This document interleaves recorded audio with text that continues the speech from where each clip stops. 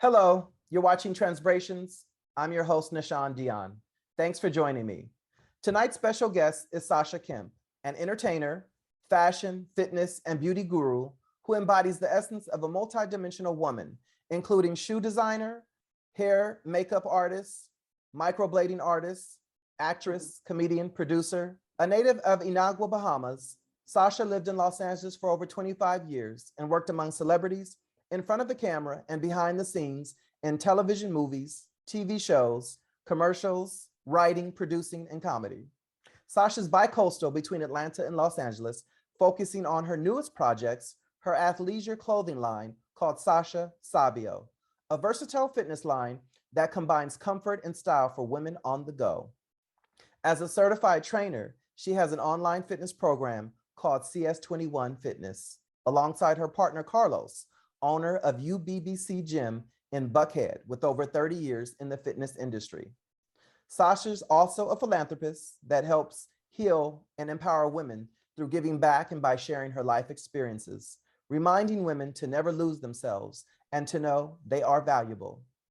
She's your sister, your friend, your stylist, your therapist, a jack of all trades, the innovative one. Sasha, thank you for joining me. Thank you so much. That was awesome, by the way. How are you doing? You're an awesome woman. You're a phenomenal woman. Oh, thank you. How are you doing today? I am good. I was telling you earlier, I had a little bit of a headache, but I am perfect now. I got something to eat and I'm feeling a lot better. So we're good. We're good. You're from the Bahamas, Inagua, Bahamas. Yes, mm-hmm. And it's a very small island. Pardon me? A very small island. About less than 10,000? It's actually close to Turks and Caicos. It's the last island of the Bahamas. Oh, okay. Yeah. What's the population like? Is it over 50,000 or under? Probably under. I just found this out the other day and now I can't remember, but I think it's under. You think it's under? Yeah, it's not a lot. Oh, okay. And so what was it like growing up there? Well, honestly, I left probably when I was about 6 and went to another island called Nassau, which is the main island where most people go and visit. But, you know, going back and visiting, I loved it. My grandfather, which has passed, but he owned a nightclub and he had a hotel. Like, just as a kid, you can just go about, you know, run the streets and, you know, just be so free. And then my family on my mom's side is there. So we have a pretty big family. And just like having your own little, you know, town and everybody knows who you are and, you know, your family. So I like it. I mean, I will say that and back in the day, some places like you still had to use like an outhouse, which is like, so, you know, or if the your water supply that's coming in, it comes from a truck and they put it in like a tank, and if it gets low, you got to go in there and, you know, with a pail. So it's like living in the country, you know, sometimes, but not as bad now at all. That's bad. You said you were in the Bahamas until the age of 6. In Inagua. Oh, I'm sorry, in Inagua. I didn't come to America till I was probably about 12, 13. Okay, and so where did you learn to swim while you were down there? So the swimming thing, right? Even though we grew up in the ocean and everything, a lot of us don't really like to get in the water. I didn't really learn how to swim until I was probably about like 13, 14. I was in a pool, but yeah, the ocean is a whole nother beast. So I still don't mess with the ocean like that. I don't want no stingray jumping out of nowhere. So you're not a swimmer? I can swim, but I'm not the best swimmer, you know what I mean? And I really wanted to learn how to swim good, so I joined the swim team when I was in high school. Pardon me? I can manage. So growing up, you know, on an island, what did you have to worry about, you know, those tropical storms, hurricane? Yeah, definitely. Like the current, like the electricity going out, you know, when the storms would hit, flooding. Yeah, a lot of that stuff. Mostly the electricity. Most of the electricity? Okay. Yeah. You have siblings? I do. There are no brothers. I have 5 sisters. Ooh. 4 on my dad's side, and okay, I'm the no. Let's see, one. I'm tripping. 3 on my dad's side, 2 on my mom. So with me, it's 5. I mean 6, but I have 5 total. So did you grow up together with them, or was it just you and your mother? No, I grew up mostly with my mom's kids. So I'm the oldest in my mom's, Mhm. and on my dad's side, I'm the second oldest. And so with your mother, how many were in the house with you? For a while, 2 was just me and my other sister, and then my baby sister came like 20 years later. So were you the okay? So with all those girls and then your mother's too, were you the center of attention, Sasha? Center of attention, what you mean? Like, Were you the star? Were you the star of the family? Did you get the star gene? I like to think so because my mom had me in so much stuff, and then my sister, she didn't really like that kind of stuff. So my mom had me in pageants and dance and ballet, You're the everything, showgirl. baton You're the showgirl. twirling, huh? I said you're the showgirl. You were the showgirl. Yeah, yeah, for sure. It makes She sense. she put me in all the stuff that she didn't do. You know what I mean? Like growing up. Okay. Oh, okay. I see. I see. Yeah, So because she was kind of shy. oh, was she? Yeah, like she was in one pageant, like so I think but it helped me so much with my self-confidence. Mhm, mhm. Yeah, Did your like winning a couple, you know what I mean? Like, and was all getting of this cute. down there in the Caribbean? Some of it started there, like as I was a teen, I mean, as a kid, I would Mhm. do performances like, on TV, like dancing around my little, Bahamian island skirt, um, my little leotard. So yeah, she always had me stuff, and then more of the pageants and like Barbizon. Remember Barbizon? Telling Oh, my age, but right. Barbizon and like the baton twirling and the pageants and stuff was here in America.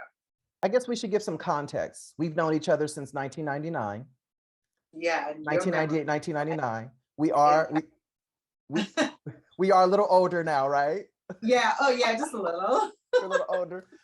Sasha, you look so good. You look Thank amazing. You you. look So do you. you look more beautiful than ever. You have not aged. I Oh my mean, God. and I can't, it seems like it was just yesterday.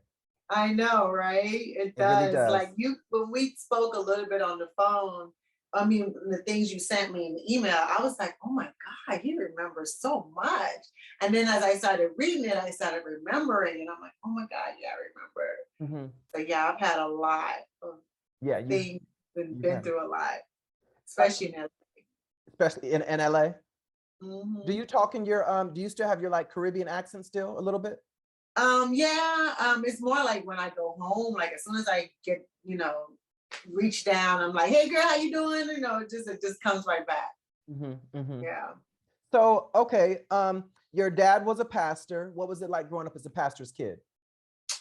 Ooh, it was rough, very rough. And those were the years that like I was blossoming into a woman. I mean, a young lady, I should say.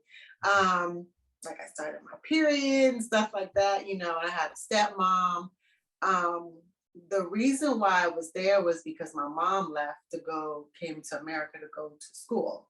And which recently I just found out her plan was not to stay. She was just gonna, get a better education and come back to get a better job. She had no intentions of staying. I'm like, what? I always tell people you came to here so we could like live better or whatever. But it just worked out where she stayed. But yeah, basically she went to Georgia, not Georgia Tech, Georgia State, and she's an accountant. And so I had to stay with my dad for about 2, 3 years. Actually, I think it was more. I'm not sure. It was like a period where I couldn't come back. It was just like crazy, but our memory is kind of bad about that. But it was really rough because I wanted to be with my mom. My dad was a lot more strict, and all we did was church, church, church. Well, he was protective of um, you. oh yeah, I Yeah. basically couldn't do anything, go anywhere. I couldn't listen to music. Did he have I his did he have his couldn't wear baseball? pants. Huh? You couldn't wear pants. Yeah, like those real strict Christians. You can't hang out with like your friends who aren't really Christian like you, your Did he have a family baseball members. bat? Did he have a baseball bat waiting for the boys? No, mm-mm. They just knew No, I better. mean, really, I was at church all the time. So he What was kind a of youth pastor what at kind of first. religion? What religion? Christian, non-denomination. Oh wow. Yeah, but it And was so pretty when did you, strict. pardon me? It was pretty strict, very I, strict. I'm sure I can imagine. Yeah. So Yeah. when did you get to the when did you get to the USA, like I guess permanently? Yeah, like I said, probably about 12, 13. And then I think I came and was starting school. And then I went back for the summer. And then I couldn't come back. And then I had to stay with him for like another 2 years. And then I think when I finally came back, I knew I was in not elementary. And then I left and then I came back. And then I went to 8th grade. And then too, you get kept back too. Held back. Yeah, when you come, but which was good because I did not have good grades. What was the problem? What were you doing? I think it was just, not being as happy, with being away from my mom. And then my dad wasn't the best with trying to help me with my homework. I would like cry. He'd be like, I just told you, what is 2 + 2? And I'm like, 3. He's like, I just told you what did, and I was like, ah! So I was just really like on pins and needles, and I probably didn't retain nothing. So you took that rebellious, and so you took that rebellious spirit, and it was about to be rebellious if and I you had ran to stayed Los long. Angeles, and you ran to Los Angeles. No, I was good. Like once I left there, but if I stayed there any longer, it would have got bad. Because I was really shy, actually. Really? So yeah, like when you have a male figure that's very stern, and you just kind of, and everything. And so I really wasn't able to blossom. You know what I mean? And so when I left, it was like the perfect time because any longer I probably would have literally like lost my mind. And You couldn't who let that knows? beautiful hair down. Who knows who and where I would have been. So my mom got me Ooh. at the perfect time. Yeah, Oh, my dad okay. wanted me to stay, I Mhm. was like, oh no. So once I got to my mom, I started excelling in school. I was in advanced classes. Mhm.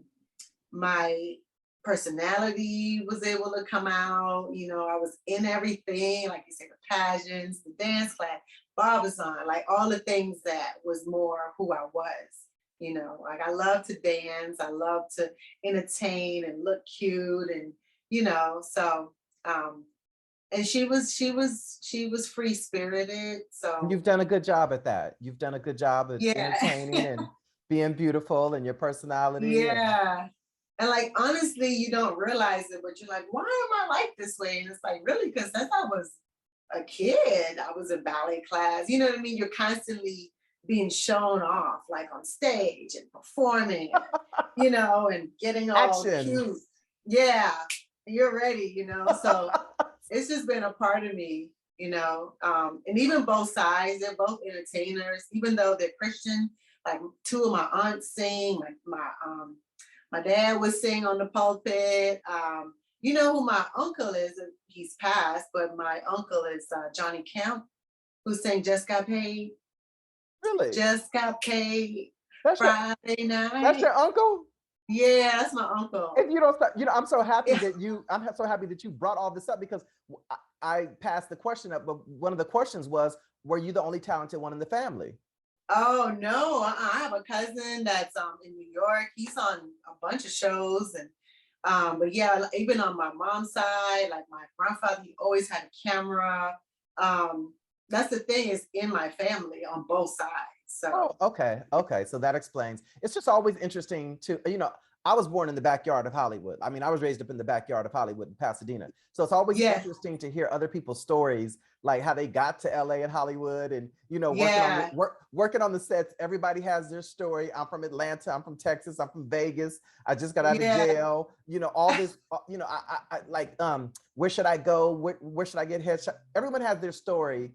And they say that like everybody who was somebody in their own town migrated to LA, so when you got there, you thought you was hot shit, but once you got there, everybody else was so beautiful and attractive and talented, and you're like, there's a lot of competition, and you had to get in line. Yes. You have to get in line with everybody else. Everybody's going there to be a star, with the rest of the competition. Yes. Yeah. And so we met sometime around 1998, 1999. I don't remember. It was obviously on a set. We definitely met somewhere on a set. Probably was for a video or commercial. I don't remember. But I do remember that in 1999, you invited me to go and play paintball in the San Fernando Valley with you and some guys. And I had a really good time. And I don't know, but my memory I might be wrong, but I think you were driving a convertible back then. Yeah. Oh my God. It was like my dream car back then. It was a convertible Mustang. Silver. It was silver. Oh, wow. Yeah. Oh, my memory is so good. He is really good. Because I'm telling you, not until you start to tell me, I'm like, oh yeah, it starts to come back. But I couldn't have told you half of the stuff you've told me already. During are you serious? I don't know. Yeah, I'm telling you. And then you started jolting my brain. But the other thing I wanted to say, I don't know if you're going to touch on that, but you talked about going to LA. I drove to LA by myself in my Mitsubishi Eclipse with all my stuff in the hatchback. And I had probably about $400 on me to my name. And I drove there by myself. And I also got locked out of my car because I had a map. Sasha, and you drove from where, sweetie? Atlanta. Okay. To LA. So that's the connection with Atlanta. Your mother's there. Your mother's been there. Yeah, she came here. Yes, exactly. Your family, you have family down there. Okay. Yeah, my mom and my two sisters are here. You drove to LA all by yourself? By myself, yeah. Did you know anyone? I had a girlfriend. I actually stayed with her parents in Riverside. I had no idea where Riverside was. I did not know it was an hour away. So it's a lot. Like, I got locked out of my car, no cell phones back then. And then when I got there, like 2 weeks later, I was on the set of Starship Troopers as the extra. And I got in a car accident. And I didn't have my car for like, oh my God, like 6 months. And I used to get on the bus and I would just ask, like, can you tell me where Universal Studios is? They're like, oh, bus, get on the next bus, across the street. I'm like, oh, okay. I cannot picture you on the bus. Oh yeah. And I can't picture you on anyone's public transportation. And then when I would get to set, I would be like, I would make friends with whoever. I would talk to everyone to find out where they lived so I could get a ride home from set. Oh, wow. Yeah. And that's how I started my LA journey. And people were often nice about giving people rides. Let me ask you this. What year was that? Was that 1997, 1998? Yeah, I moved in the Olympics, 1996. Is 1996 Olympics? Yeah. Yes. Yeah, when they had it in Atlanta. Mm-hmm. I moved right after that. Oh wow. Okay. Yeah. And so you got to LA and you were doing the extra work? Yeah, I was doing the extra work. How long did it take for you to get? You remember back then it was like you can pay, what's the name of the main one? Central Casting? What? Central Casting. Yeah, Central Casting. It was like $25 back then. It was $25. Yes. I met this lady, she charged like $120 or $150. She was like, I can get you on working tomorrow, I was like, okay. Then when I got on the set, they're like, oh no, don't pay her that, you know. You can go to Central Cast and then pay $25 and get the same thing. I was like, what? Like I only had $400, so she got 120 of it. She got you. And gas, I was struggling. Yeah. So mhm. then I went and registered for Central Casting. And so how long was it before that you got a talent agent? Ooh, that's a good question. Do you remember your I think the order was like trying to get my SAG card so then you could work SAG on and make more money as an extra. But it took a while. I really can't remember, but maybe about 8 months, you know. I'm not sure, maybe 8 months to a year. Do you remember your first talent agent? I think so. Nancy Chavez, because I went back to her. So You said you went I back think to it was her. Nancy. When you say you went back to her, what do you mean? Like after I went to other agents and, you know. And then you ended up back with her. Yeah.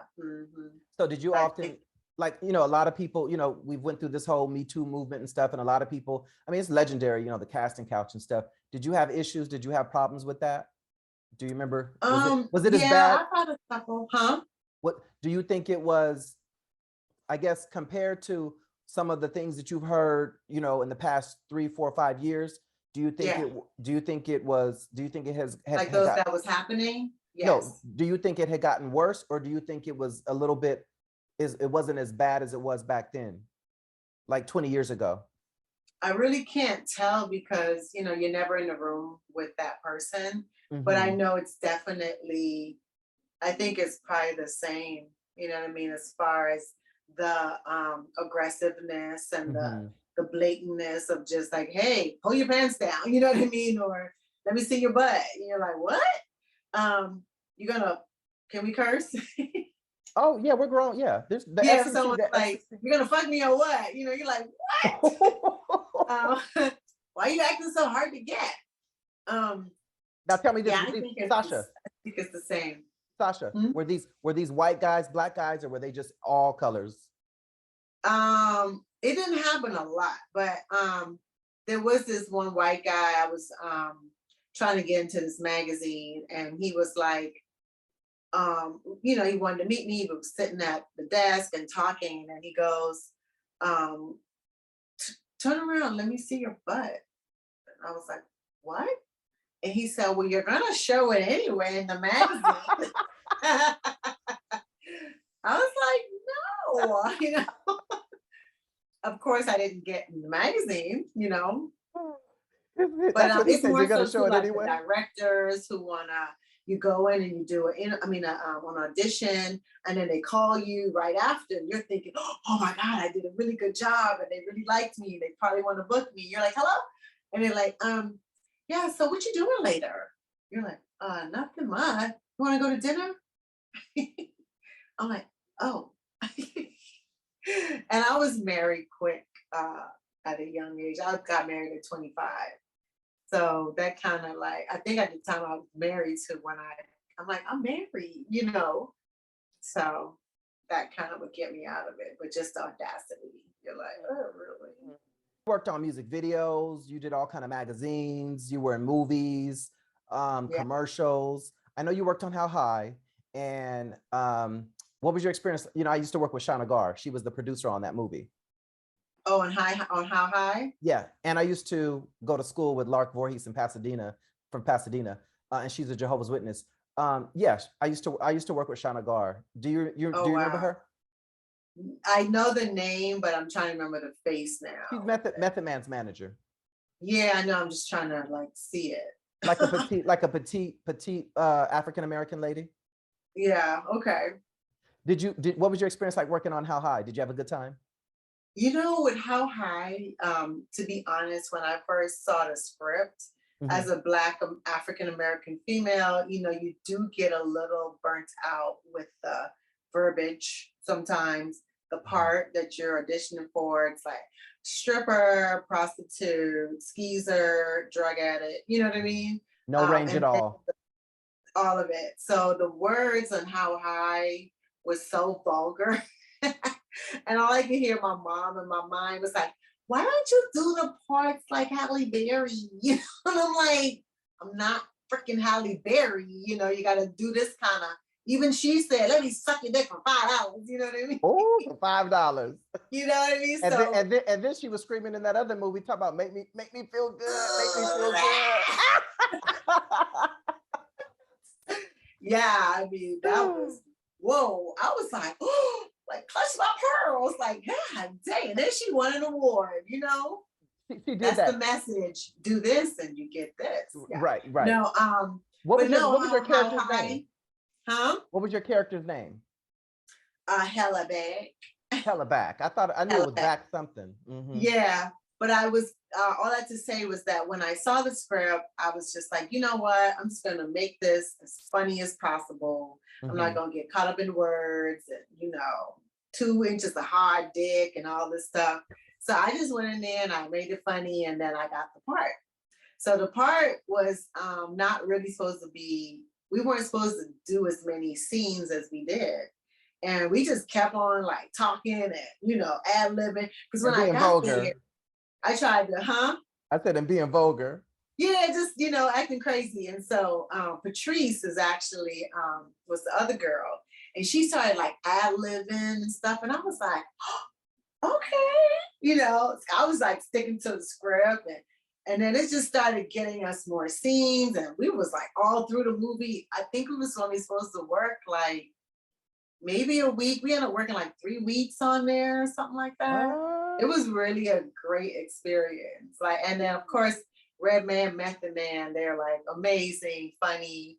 I was, I wasn't really like into weed and marijuana and all that stuff. And I was just like, okay, it was a lot. It wasn't real, I don't think, but it was a lot of smoke and,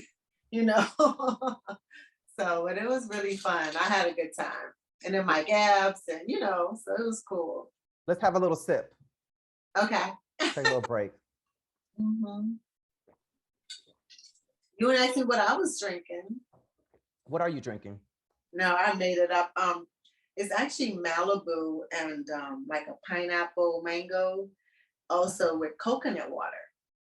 Oh, that's I was in Aruba and I went with my mom and she ordered this drink and it tastes so good. And it was just Malibu, coconut water and some lime. That thing was on fire. So I just made it real quick. Did you grow up drinking a lot of coconut water? Huh? Did you grow up drinking a lot of coconut water? No. Oh, wow. Not really. So How High, did you see How High too? No, I didn't. I saw it one time and was thinking to watch it, but it didn't happen. So were there? No, I didn't. And I think they're working on How High 3. I'm not sure. Were there any directors, writers, or actors, or anyone that you wanted to work with in the entertainment industry that you never got a chance to, that you would have liked to? Who would you have liked to work with? Let's see. Who would I really like to work with? Who would you like your baby's daddy? What? Who would you have liked your baby's daddy to be on screen? Who was I attracted to at that time? Okay, so the scene that Halle did with that guy talking about make me feel good. Who would you have wanted to be in that scene with? Not him. No, not him. No. Oh, doing a scene like that? Ooh, who was juicy back then? Alan Payne? No. No? No. I actually talked to him for a second, just a second. Well, I only brought him up because I saw him in one of your reels, so I was just like, yeah, I have to bring him really? Up. Yeah, we talked for a hot minute. He was really interesting. Who would you have liked to be your partner in that scene? Dang, who was? I think I still liked Brad Pitt at the time. It's just pretending. I know. I think I liked Brad Pitt at the time. Now, though, it would be different. But back then, I used to like Brad Pitt, and I'm trying to think. There was this model. Is there anyone who you would have liked to, spank you, pull your hair, slap you around? Let's see. Big Willie style. I used to like Nelly. You know, it was crazy. A lot of guys used to try to talk to me, but like I said, I was married, you You were know? married. You know, you were. Yeah, like even Kanye, he was like, come back to the studio with me on how on wet, not wilding out. Mhm. I was like, I can't. I can't. Hmm. So, I was faithful back then. oh I've always wow. been faithful, but yeah. Oh wow. How long was it? What year did you get married? You were married when I met you. That's what I was gonna say. I think when we went paintballing, it was with my husband at the time. The light skin, yeah, light skin with green eyes. Jason. I don't remember him at all, but I think even Claudia, was Claudia there? Claudia Jordan with LM. You remember? I don't know who but I remember I used to like get all that kind of events together and have a good old did time. you to do a lot of stuff. So Yeah. I'm gonna read something from, it's an excerpt from my memoir.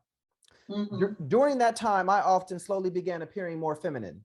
I had been selected to do extra work on a 5-day Coca-Cola TV commercial. While sitting in a scene on a break, I showed female pictures of me dressed up as a woman. I showed a female pictures of me dressed as a woman. A guy seated on the opposite side of her got a glimpse of my photo, which disturbed him. His voice roared, "If I saw you like that, I'd knock you the fuck out." Do you remember working on that Coca-Cola commercial? It was a Coca-Cola commercial, and we had shot at one location, and then we were in downtown LA, and this happened in downtown LA inside of some kind of a auditorium. We were sitting there. We weren't taping, obviously. I was sitting on one side of you, and the boy was sitting on the other. You were in the middle of us, and I was showing you pictures of me dressed up. And he saw them, and he just start showing his ass or whatever. Well, we only were there one day. Do you remember the commercial? I kind of was remember when you was, when you sent the email, and then I think I was kind of like, didn't know what was going on or something like that. I wasn't sure. I just couldn't remember.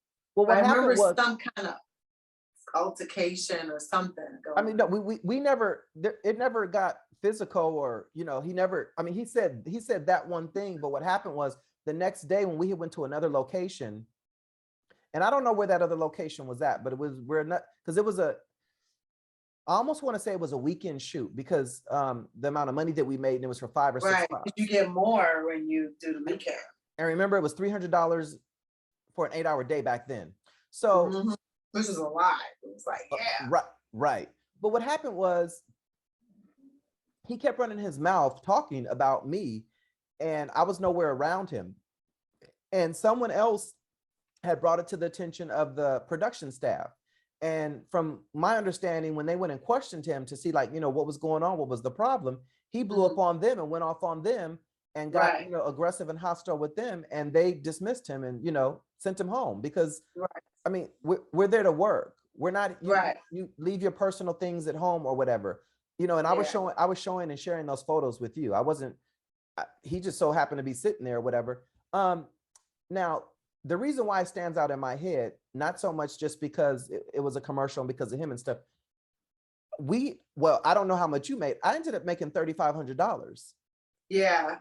That was the most probably the same. It should have been the same. That was the most I ever made, Sasha, doing extra work on a commercial. Yeah. I was with Idell James, extra casting. Weren't you with the same ones? No, I don't think I was ever with Idell. I don't know who I was with. Some commercial casting though. It must have been extra, but we used to work all the time. Extra. Chris was her name. Remember Chris? I remember Chris. Yeah. Yeah. She had a young husband, didn't she? I'm not sure. Like I say, your memory is crazy. Yeah, she did. Yeah. I don't know. I just remember everything. But so, that just stands out in my mind or whatever. One of the things that we had worked on. So, and you invited me to a pool party, and I had an English bulldog, and that would have been in 2006, because that's when I bought the dog, in 2006, February. Now, maybe claudiajordan was at that party. Okay. But it was at a house in the valley. Whose house would that have been? Yours or someone else's? I was having a pool party. And you know what? It was around a holiday. Actually, was that the pool party that Nick Cannon was at? Did Nick Cannon come? Ooh, if he was, I wouldn't remember. Because I remember a pool party I had in the valley because my ex-husband's mom lived in the valley. Was it my pool party? Were you still with Jason then? I don't know, but I'm just saying when I invited you, was I inviting you to my pool party or someone else's? It was in 2006. Girl, you giving me dates? I don't know. I don't remember. I wouldn't know. But I'm happy that you brought up Wildin' Out because are you a fan of Nick Cannon's? Were you a fan of the show? I was on the show. I was one of the first Wildin' Out girls. Stop it. I didn't know that. Yeah. And like I was so mad at myself because I didn't know it was gonna take off the way it did.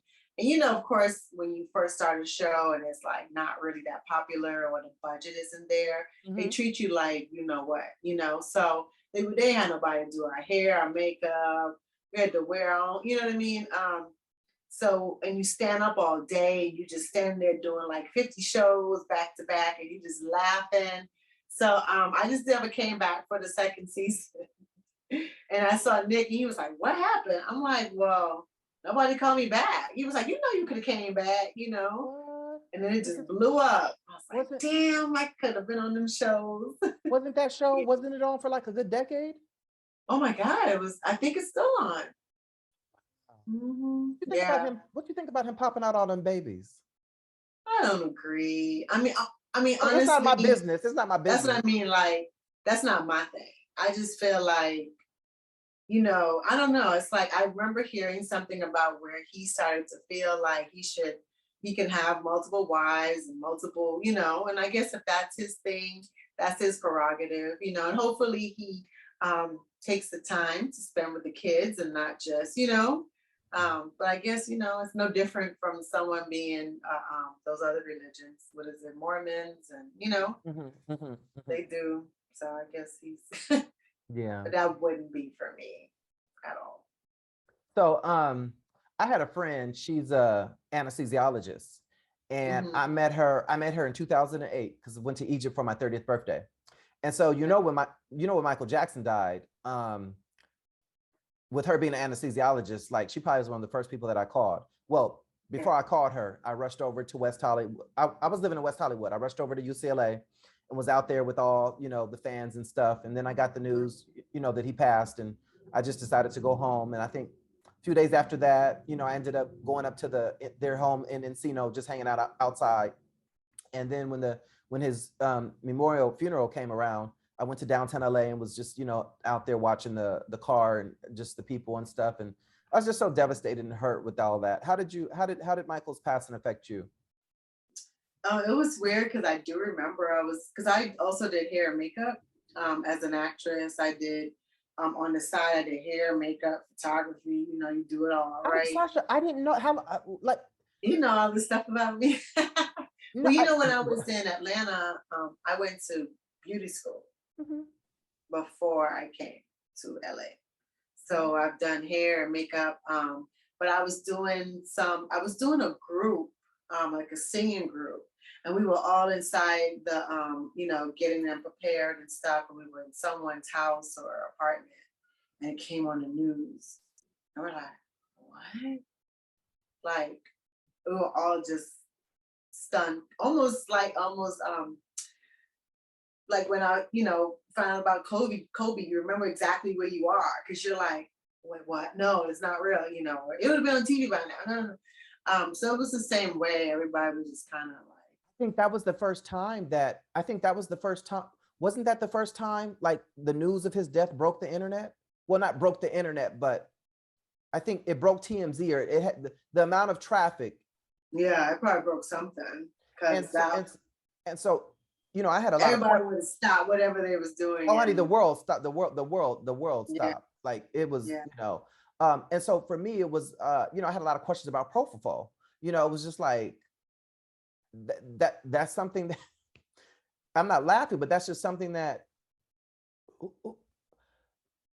we hear things that happen in society, that are odd, or, there's things, human nature, this, repulsive or whatever. But Right. it was like, who does that? Like, Yeah.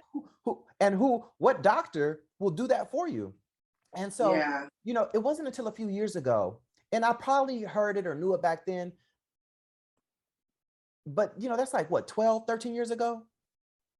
It's been a while. It's been a while. It's been a while, but I've had so much other stuff happen. So, my mind ain't fuzzy and foggy, but I was just recently watching something, and, they kept saying Nicole Alvarez, and it was this Puerto Rican chick, and she was Conrad Murray's, she's Conrad Murray's baby mama. She was his girlfriend back then. She lived in Santa Monica.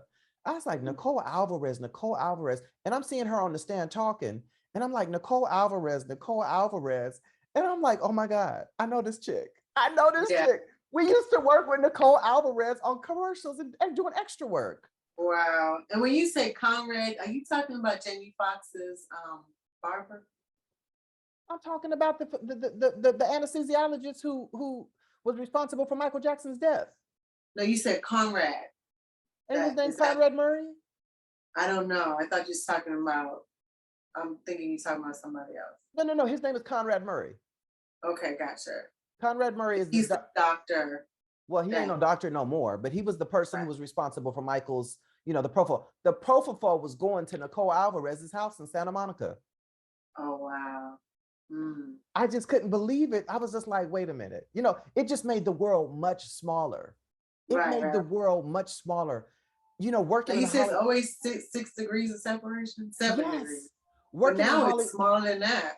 Right. Working in Hollywood all those years, doing background work, extra work, working in production, just being in LA. And then, that happens. And I hadn't seen Nicole in several years. I mean, I hadn't even worked with, because I wasn't, I stopped doing extra work. I think I did something in 2007. I hadn't been doing extra work. So I wouldn't have been around, the people that we were working with and stuff, but it was just like, wow. But, she's in Vegas now with him, and they have a kid and everything. So. Oh, wow. Yeah. And so for me, living in LA, one of the best things about living in LA is the proximity to the beaches. What do you think about LA beaches? Did you frequent the beaches in LA? Oh, I frequent them a lot, but I never really got in the water. I used to put on my bikini, get on my rollerblades, be at Venice Beach, like, oh, get it. Like every Saturday. Get it hella back.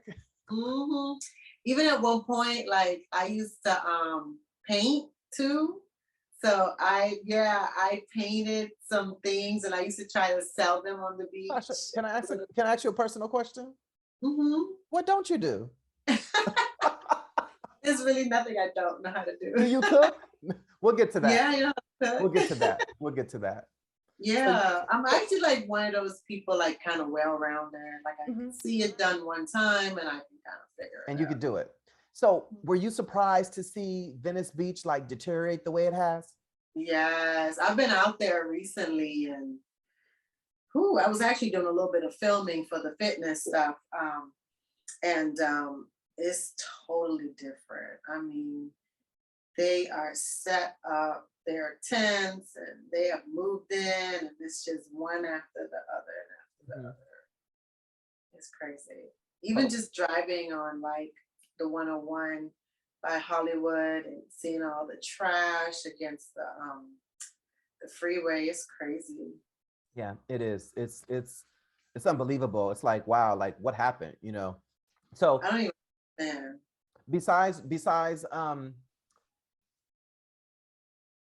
Besides exercising in Runyon Canyon, what do you love about Los Angeles? People always ask me that. I would say I like the variety of the place. You can get the beach, you can get the suburban area, you can get the mountains, the country. It's just spread out. And then the other thing I like is the diversity of the people. You know, living here in Atlanta, you're basically dealing with mostly Black people, you know. But out there, it's just, actually, when I moved to LA, I was like, where the cuties at? Where the Black men? You know, I was like, what's up with all these Spanish, Puerto Rican, you know, Mexicans? Like, what is going on? And I just didn't really know. You know, I didn't know the history. Everything's named Spanish streets, and you know, California. Yeah, Mhm. Los Angeles, Losangeles. Which was the part of Mexico at one point. Yeah, that's what Mhm. I didn't know moving there. Yeah. You know, I was just as bad as other people, just looking at TV, thinking of Mhm. Compton, and you know, and seeing movies with just Black people in it from LA. You know, I didn't see Mexicans. But yeah, I do like the diversity of the people. Like, and actually, I would say maybe guess I'm 1/4 Spanish. My grandfather's from Spain.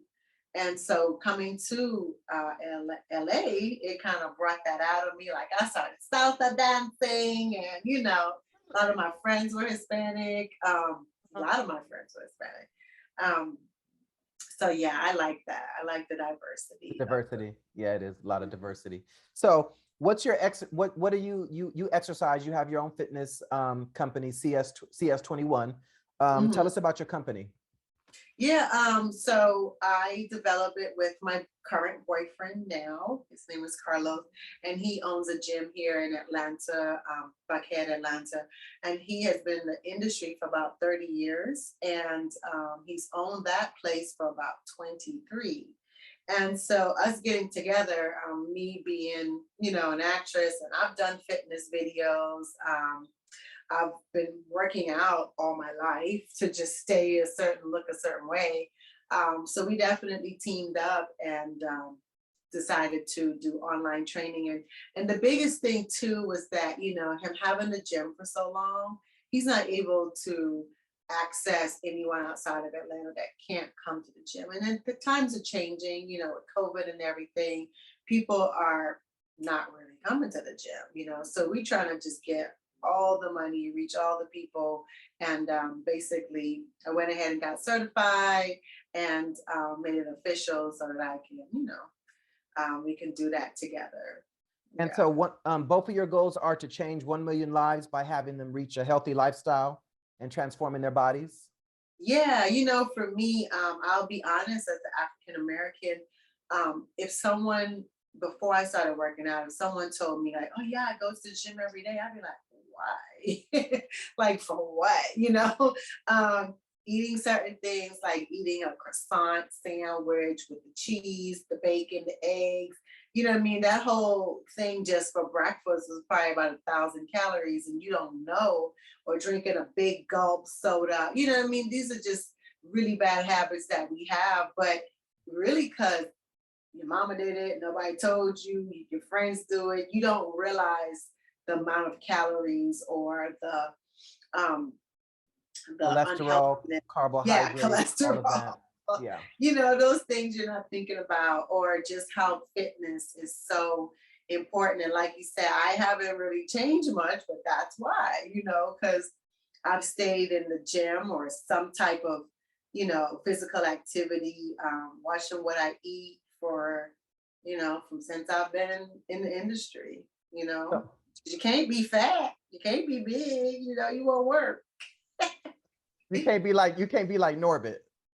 No, you can't. No, Although Norbit. I'm really happy that, you know, everything's changing so much. Like, I mean, I'm actually seeing more and more like people who are like handicapped, and you know what I mean, they're lawyers, they're pulling up in a wheelchair. And I think I mean, that's just one aspect of it, but big, small, tall, short, it's just everything now. Everything's going. Couples, relationship, black, white, together with the mixed baby, you know, I love it. And it's just definitely changing because I don't think we realize how much television sculpts are, you know, us as a nation and what we think influences us was acceptable. And so if we're going to change that now, I think the whole world is just going to open up, Yeah, definitely need some deprogramming, deprogramming. So yeah. I'm gonna read a quote. Eating healthy is a choice. Make the right decision. Build a healthy relationship with food. Remember, you are in control of your progress. Choose your meals wisely. Vegan breakfast dish. Super easy vegan dish with lots of protein. Always add some jerk seasoning to spice it up. Food prep is important for your fitness. Jerk shrimp tacos with lettuce instead of tortilla and light sour cream. Yummy.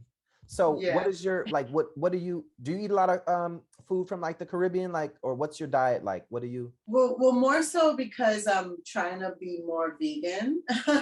And with vegan, to me, I feel like for me, you got to spice it up, with seasonings and everything. So if it's tofu or something, I'm definitely going to season that up like crazy and add some, Jamaican spices and jerk to that to make it taste better, especially on a taco. That would be good. Are you a vegan? That's what I said. I would say 75% vegan. Oh, 75%. Yeah. Yeah. And it's not vegan because I love to eat vegan. It's more vegan because I've had 2 surgeries so far with fibroids. The first one I had removed was 17. The second time they went in to take out about 3. They took out 25. So for me as an African American, those fibroids run in very ethnic women, and they don't know why. And I definitely know it has to be what you're putting inside your body. So I just try to limit my meat consumption, or dairy, things of that nature, to try to help with all of that, because I just don't want another surgery or have to remove my uterus. Yeah. So that's why. Okay. Yeah. It's one of those mysteries, or either they're just not really doing a lot of research on it. I don't know what that is. Because it's got to be something, Get the body you dream of. What do you encourage people to do to get the body they dream of? Other than the diet, changing your diet and. Yeah. Let me just think some what. I would say, what it is? Consistency. That's right. This is so intimidating. You're supposed to drink 1 gallon of water a day. And it's so hard to drink a gallon of water. For me, at least. Some people, it's easy. But yeah, like I said, consistency would be the biggest thing. It's so hard to fall off, but let's say you go to the gym, you go 5 days a week, and you do that 2 weeks, but then you don't go the next week. You know what I mean? But if you just do a little bit of something because you can't get in the gym or you just didn't get a lot of time. Even for me, sometimes I'll do my sit-ups at night every day or something like that. Like if I don't get to work out, I'm going to at least at the minimum do sit-ups. You know what I mean? Like something, or stretch, or a little cardio, 30 minutes, something. You just don't ever want to fall off, because it's going to be hard to get back on. But if you want the body that you dream of, it's consistency. I cheated. Okay. I cheated like a lot of the girls and the boys in Los Angeles and all around the world. Okay. I went to Tijuana, Mexico on several different occasions, and I got some silicone injections, honey. Okay. And it was by an older Mexican guy, and he did a great job. And now it's just like, I would say probably seems like maybe every other month or once every 6 months, now you're hearing about all these botched surgeries. Yeah. A Black lady just died in the Dominican Republic about 2 or 3 weeks ago. And then a lady up here in the Bronx, she was dropped off somewhere at a hospital. And I think she was below the waist. She didn't have anything on or whatever, whoever dropped her off. They just, whatever happened, they, you know, dropped her off like that. Yeah. I know a lady, her coworker's sister died in the DR while she was having surgery. And I have a family member who had a mommy makeover last year, and she almost died in the DR. She had to have blood Really? transfusion and everything. Yeah. And I'm from What was Pasadena. it that almost made her get close to dying? Is it because what I have heard is that their laws are a little different, like from the US. They are. People They're do suck little bit, out more, and yeah, and that kind of gets little bit more relaxed. And then there was a girl I went to school with in Pasadena. Her daughter had traveled to Mexico and had some surgery, and she died. I mean, I could just go down the list. I could go down the list, and I don't want to go down the list or whatever. But being from Hollywood, as you are too, you know, we're used to dealing with fake asses, right? Used to dealing with fake asses, used to seeing fake asses. Just it's a fake ass world, honey. I live in Atlanta. I mean, oh, now you live, but it's just it's getting ridiculous now. And so, ooh, it is. What do you think about all these folks getting these BBLs and going to the Caribbean and all this silicone and getting these fake asses and walking around here looking like clowns? Oh, it like literally becomes a freak show, and you're like, oh my God, did you see her? You know, that kind of reaction you should not get that kind of surgery. It should be, you know, subtle and look, you know, tasteful and like, oh, okay, go this thing. You want to just reach out and spank it. Yeah, but you know what's so crazy? Like me being a little naive, like I would see people on Instagram and I'm like, dang, I gotta, you know, they got these little bitty waists and big hips, and I'm like, I gotta get my shit together. You know what I'm saying? I'm not thinking that everybody is getting dang on BBLs and sculpting their bodies. I'm thinking maybe it was natural and they worked for it. And then it just kind of, for it. Yeah, it just kind of like settled in one day. And I was like, because you know what? There'll be these pages that will expose the people. Like, this was her before and this is her after. And my mouth is literally dropping open like, oh my God. Like, it's like a totally different person. So I think for me, I was like, first thinking that was natural. Then I was like, okay, now I know that if I see someone that probably halfway decent, I'll be like, they probably had surgery, you know, like. I was just in the store. I was in the store. Everybody. I was in the store shopping for wardrobe for my show, and I saw this lady, and I told my friend who I was with, I was like, check her out. Not being shady or, you know, whatever, and you know, but it's just like, and she had on some lime ass green shorts. I mean, it was just so big. But so I was one day I was in Harlem, and I saw this Latin woman walking down the street, and you know, at first I didn't think nothing of it, but then I saw like this one dude was like leaning out of a car, and like I noticed all these people laughing and stuff. And then when I looked closer and closer, and when I guess I got a different angle of her body, her butt was so big, it was damn near to the curve. Oh my God. It was one of those sloppy asses. And one of dookie booties. Oh, girl, honey. I just said to myself, I was like,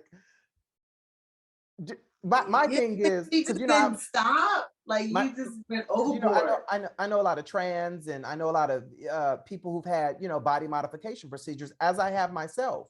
But sometimes I look at them and I'm like, do they not realize how foolish they look and how stupid they look and look like clowns? And like, it looks nasty. But it's even like not so much, even like celebrities, like they're no different. Their body was great where they were, you know, like lilkim, you know, and then they just go overboard. Like, you know what I'm saying? You'd be like, dang, she cute now, you know. Kimberly Jones was a beautiful Black girl, beautiful Black woman in 1997. And she just looks like she's a walking tragedy. She is a walking tragedy. I don't know who that was, but yeah. It's like, at what point do you just, I'm wondering, is it the pressure of, you know, of being a star, or is it your own?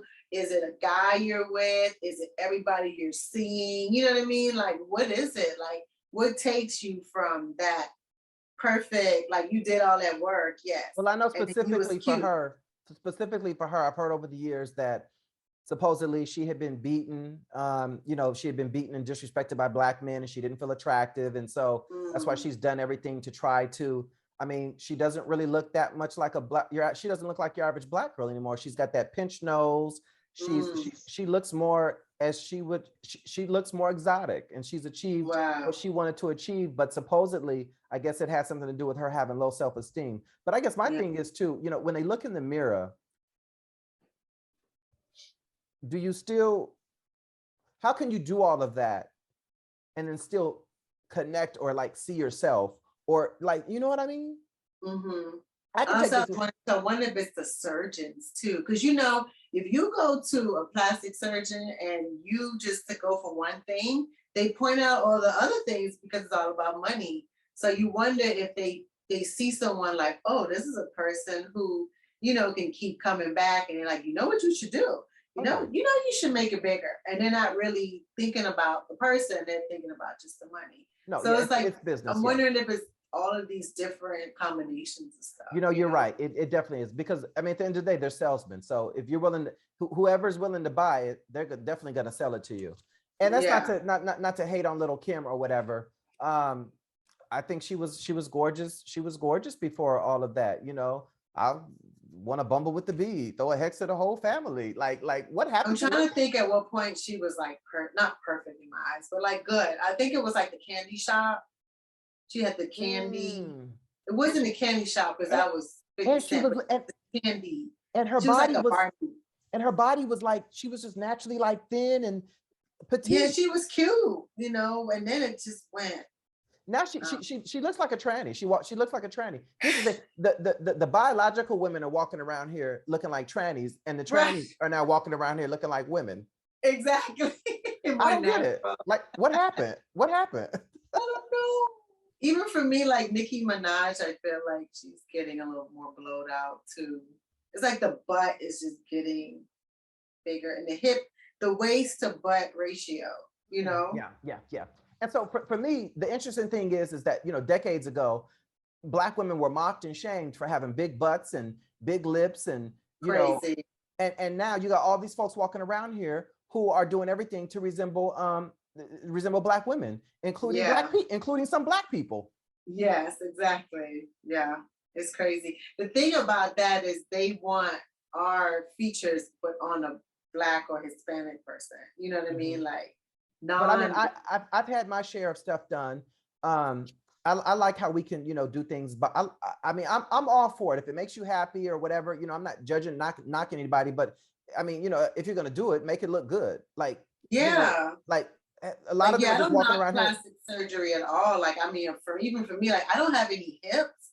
And a lot of times I'd be like, dang, I could just, get a little something right up in there. Yeah, but I haven't. But I mean, I think about it too. Like you said, but I wouldn't do it too blown out. Like you said, I don't know how to get, it's like the fine line, you know what I mean? Like do something cute and make it look natural. But when you just tip over that scale of being obsessive, I don't know. I tell, even me working in the beauty industry, doing the microblading with the eyebrows, I try to tell my clients, get out the mirror. Stop staring at, the one little, get out the mirror. You're being too hard on yourself. You know what I'm saying? Like, if I sat in front of that mirror and just picked up myself, I'm going to definitely do some things, because you can see so much imperfection, especially with social media, and it's so much pressure. It's breeding insecurity, and it's breeding self-hatred. Yeah, and getting older, you know how you used to look, so you want to keep it up, Get out that mirror. We got to stop picking at ourselves, And so, Sasha, what are your secrets? Because, I mean, you look just as good as you did. You look even better. What are your beauty secrets? What are you doing? What's up with that skin is shining? What's going on, honey? I was gonna say, I think you look Sasha, you look just as sweet as you did 22-something years ago when I met you, honey. Thank you. I think it starts first with genes. You know what I mean? Like, you really can be blessed with some really good genes. Like, even my dad, he's 65. and he still looks really good. My mom's a really, you know what I mean? So I think it starts with that. And then it starts with, of course, taking care of yourself. And like I was saying, being in the industry, I've worked out all my life. So, and I'm a little vain, so I don't want to get too blowed out. You said you're a little what? Vain. Yeah. So I just don't want to, but, and then, it's that saying, look good, feel good, all that stuff. So, but yeah, and I think the other thing too is yoga, honestly. I feel like the hot yoga is like the fountain of youth, because it as I've gotten older, like when you're not stretching and keeping your body pliable and movable, and you hear people in their 40s getting hip surgery, and because you ain't stretching, you're not, your hip is you gotta you have to stretch all that. You have to stretch. You do have to stretch. I think there should be legislation regarding, butt enhancements. Like, is there something that like is too big? Do you think there should be a limit as far as like, like there should be a universal limit? I don't think so, because, like, again, who are we to tell someone what to do with their body? Kind of like what we're dealing with now with this abortion thing. It's crazy. Like, we're going all the way backwards, So, yeah. So you obviously believe a woman should have the right to choose. Of course. And this is across the board? Yeah. Yeah. I mean, like, there's a bunch of freaks out there, but that's a freak to us. They might not be a freak to them or whoever loves them. So to each his own kind of thing, So Madonna's often, she's been on social media a lot lately, and she's been showing a lot of skin. And some people have said she's showing like just too much skin for her age and everything. Do you think she got her butt done, right? Another one that's just like a walking tragedy at this point. Do you think it's something? Do you think? I actually think she looks okay. Like, I haven't seen her up close at all, but I think she's still kind of maintaining her. You think so? She don't look crazy. She just look blowed a little bit, puff up. But I think they call it duck face. Yeah. Do you think? I mean, some people. I don't think you're too old for anything, though. Yeah. She's having a good time. Yeah. Because then it's the opposite, the flip side, where someone's like, she acted really old, and it's like, oh, what happened to Madonna? What happened to Madonna? Yes.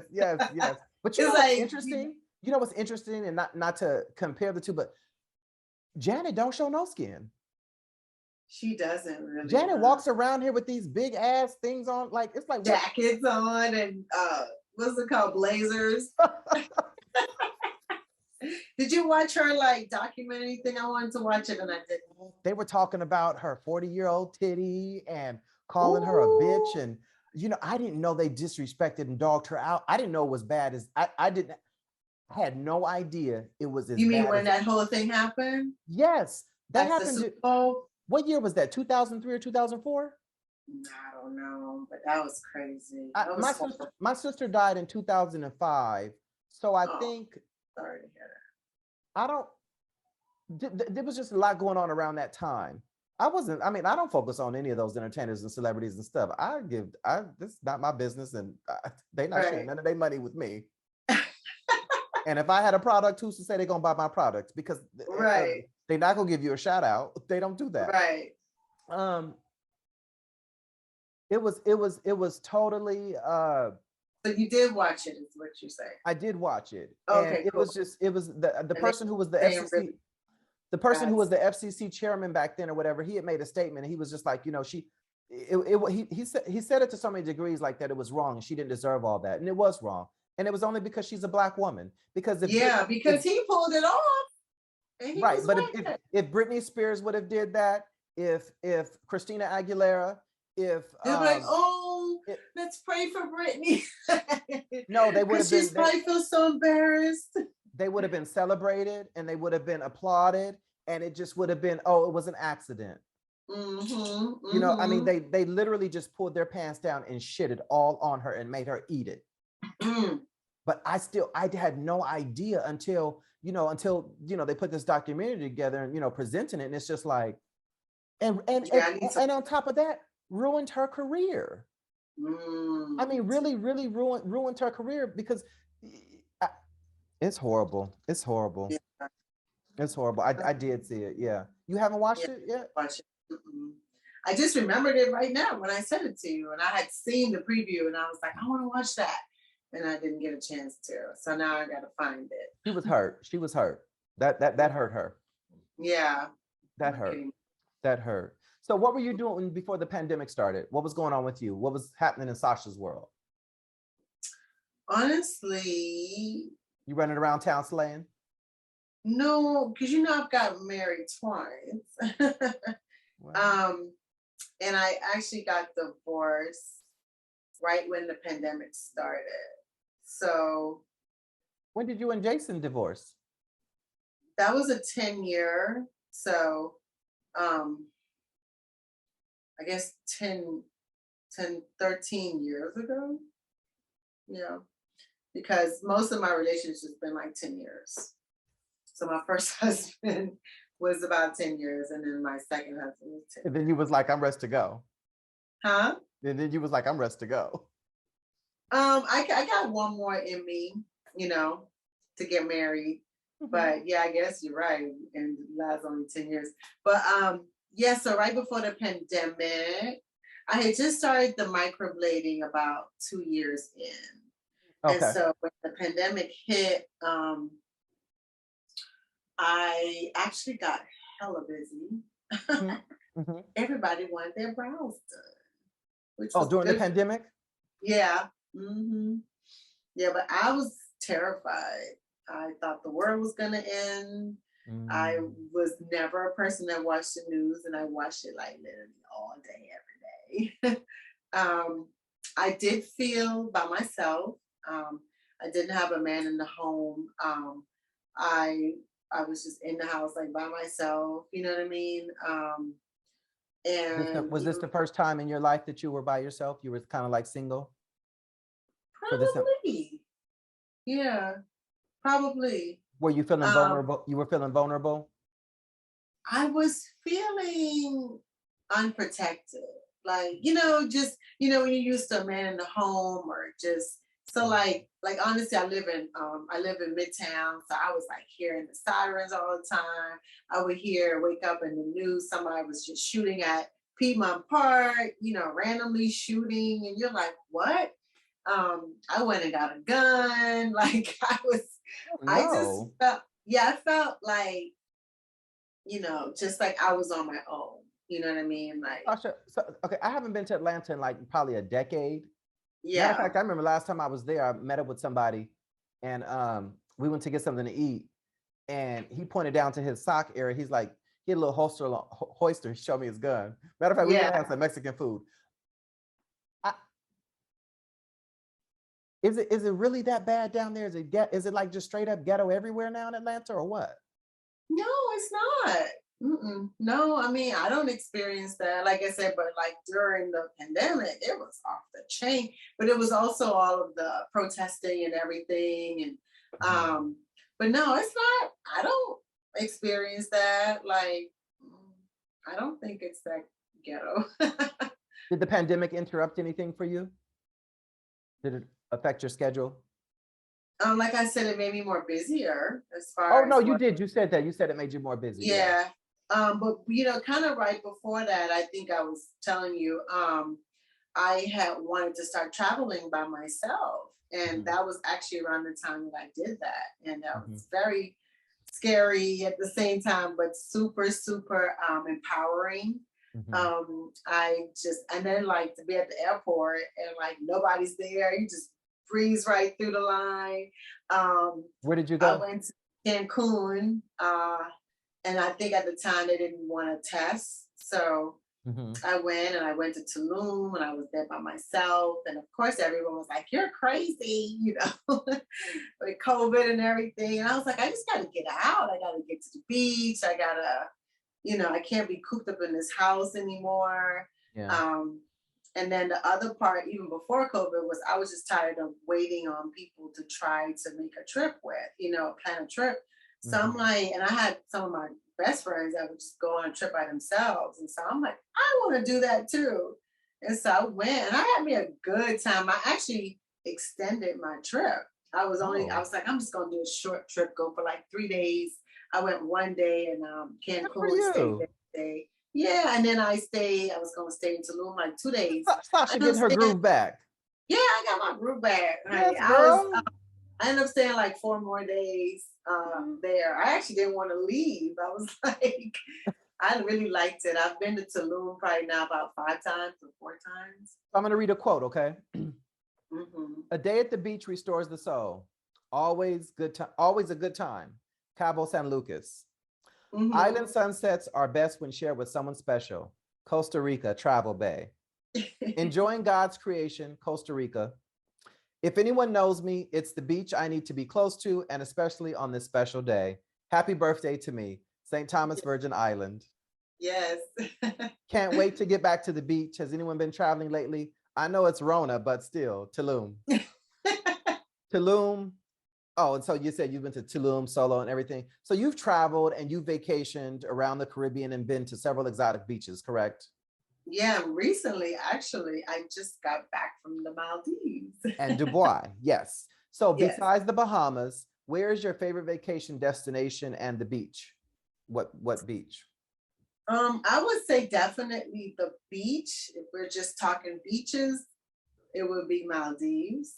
Mhm. But vacation and overall for everything, I almost would want to. There's a toss up between Mykonos, Greece, and this Negril, Jamaica, Negril. Yeah, because I like the combination of like the food, the music, the entertainment, the water, You know, the activities you can do. so rewind a little bit. So when you lived in LA, where would you go for like, Caribbean food? What places would you eat at? Did you have any Oh, favorites I in used LA? to go down to La Cienega. There was, what was the name of that spot?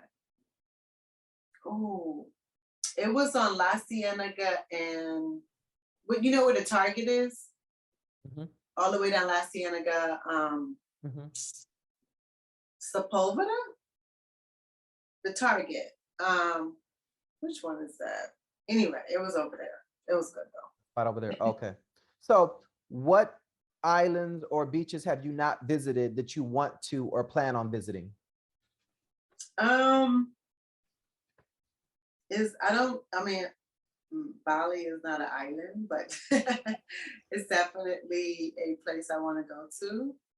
Um, and then Ibiza, although I think it's Ibiza. Ibiza. I can't. Ibiza. You say it with like Ibiza, a Ibiza, Ibiza. Ibiza. There's this one called Roten Who? that's I think Honduras that I want to try. Mm-hmm.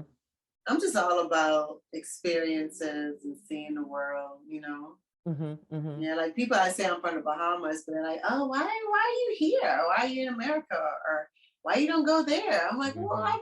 I know that place. I want to see everywhere else. So, Sasha, what's the best beach to have sex on? Lord. Um I used to prefer I Venice, but then I never had sex I've had sex on the beach in Miami. I swear, yeah, for me, for right now, it's been Miami for like the past decade, South Beach. I And like that was getting, I like like kind getting, of unexpected. I was like, oh my God, I can't I believe like we're getting doing sand in my this. butt crack. Yeah, it's kind of weird. You gotta get it from the side or something. Yeah. It sounds good, but it's not really. But you know what? I'm gonna tell you this: it's the difference between having sex on the beach in Venice versus Miami. Miami, you got it feels much more tropical. Yeah. And the moonlight, and then all the green and the red lights over there on Ocean Avenue and stuff, and then just the water, even just the smell, and the moonlight is even different. But one time I was in a Venice Beach one late night, or the sun was just going down, and I was just walking around the sand, like, just wasn't doing nothing in particular, just enjoying myself. Because I used to go out there watch the sunsets all the time. And Yeah. I lived in Culver City at one point, Oh, Venice and good. Sepulveda, so I could walk down there if I wanted to. So this black guy's like jogging, and he's getting closer. I see his chest and everything, see his legs, and he's getting closer and closer. And I didn't necessarily think he was naked or whatever at first, but I was like, okay. Yeah. I was like, wait a minute, okay. He was running around. He was masculine, muscular, running in a thong. I could have damn near jumped on his back, girl. Yeah, I'm surprised Like, I wait a didn't. minute, let me get on there. I want to go with you. Yes, give me a ride. Give me a ride. Yeah. Oh no, but Jeez. yeah, it was. I It can was see if he was in a thong, like if the sun was out, because he trying not to get no tan thong, line. thong, thong, thong. Yeah, he was. I mean, it was. Well, the sun goes down and the beach. It gets freaky. It gets popping. Wow, that's Yeah, crazy. it gets I don't popping. remember being too late at Venice Beach, Mm-hmm. but that was my spot, Venice Beach. Venice Beach. Yeah. I used to literally probably go there every weekend. I was out there. I was out there in LA, and it was interesting. It was December 2nd, probably, or December 2nd, 3rd, 4th, or the 5th. I think it was a Friday going or Saturday, and the sun had just went down because I had just watched the sunset over there, and it's so interesting now because now they got the subway and everything, and so I got closer and closer to the basketball courts. And I would never walk from Santa Monica to Venice. For me, it would always be the opposite, going from Venice to Santa Monica. And so I walked from Santa Monica to Venice, and as I got closer and closer to the basketball courts, I noticed some yellow tape and everything. And I was like, well, I didn't hear any sirens, didn't hear any gunshots or whatever. Yeah. But I mean, I knew something happened. And come to find out later on, it was a African-American young woman. She had been shot and killed over there by the basketball courts. And as long as I had been going to Venice, for 2 decades, I had never walked up on no caution tape or had never heard, I heard of things happen. I couldn't believe that I stumbled up on it. It was a wow. You crime. stumble up on a lot of stuff. Well, yeah, because even I was telling you about when I when you was in Atlanta. I was supposed to live in Atlanta and had moved down there, but it didn't work out. And I was over there near Piedmont Park, near the Art Center station, and I forget what street it is, but it was late night. I was cruising out and walking, and make a long story short, You said you West Peachtree Street. I said not too far from me, 14th Street and West Peachtree Street. And a white guy had got hit by a car, and his brains was splattered out and stuff, and it was just, yeah. Now I've seen a lot of stuff, and so with all of people getting PPP loans and EIDL loans and grants and just all kind of money, just people make it. It's just raining. It's been raining all over the world, especially in this country. Have you been surprised? Were you surprised to see folks with new cars and living large, and then finding out that they got arrested? No, I wasn't surprised at all.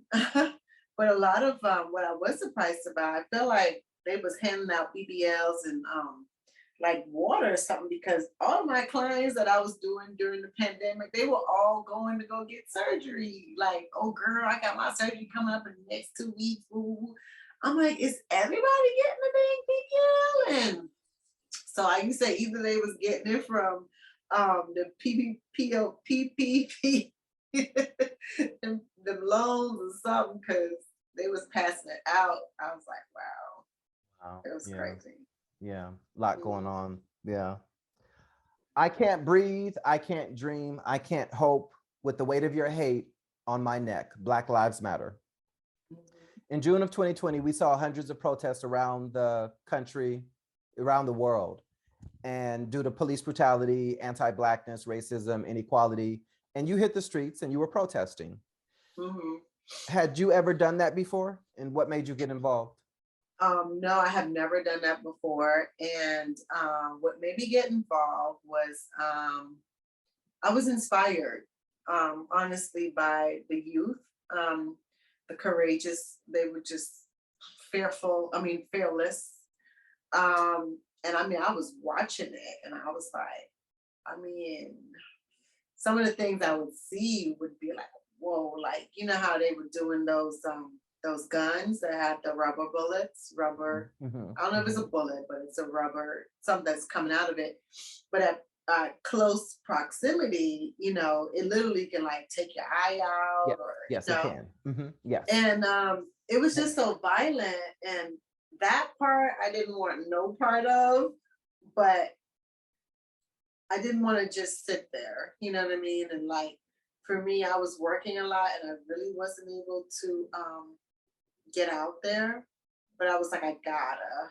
do at least one of them, you know. And So Sasha, was this in Los Angeles or in Atlanta? Where were it you? was here. Yeah, it was here in Atlanta. In Atlanta. Mhm.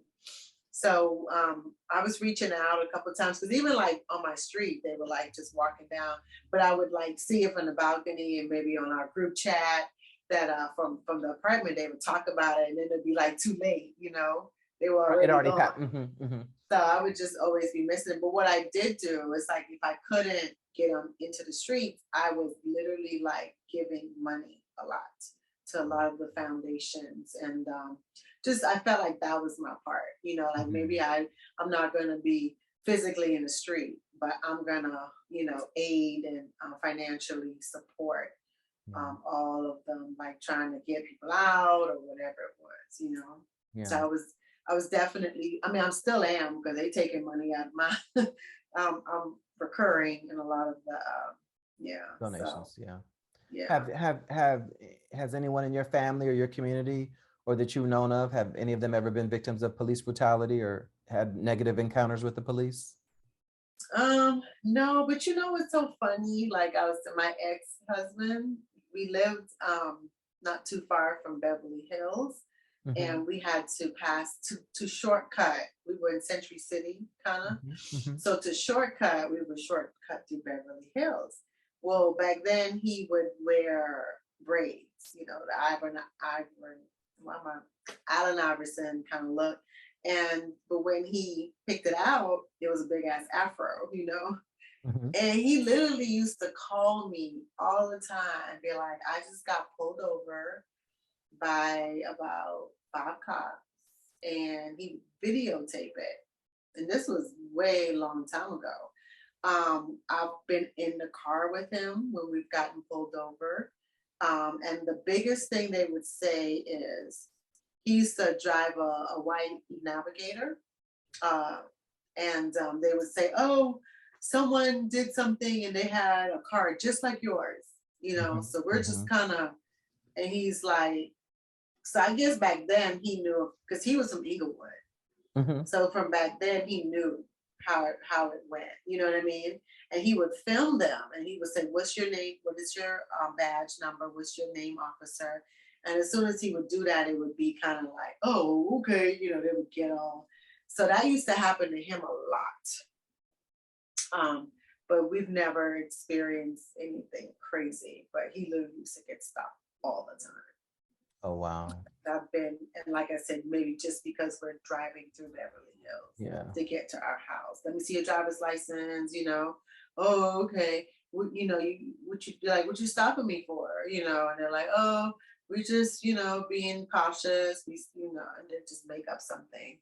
But once one pull him over, he'll film it and it'll be like at least 3 or 4 cars. Yeah, they're the biggest gang in the world. Because he was just driving while black, you know, and then he had the big afro sticking out.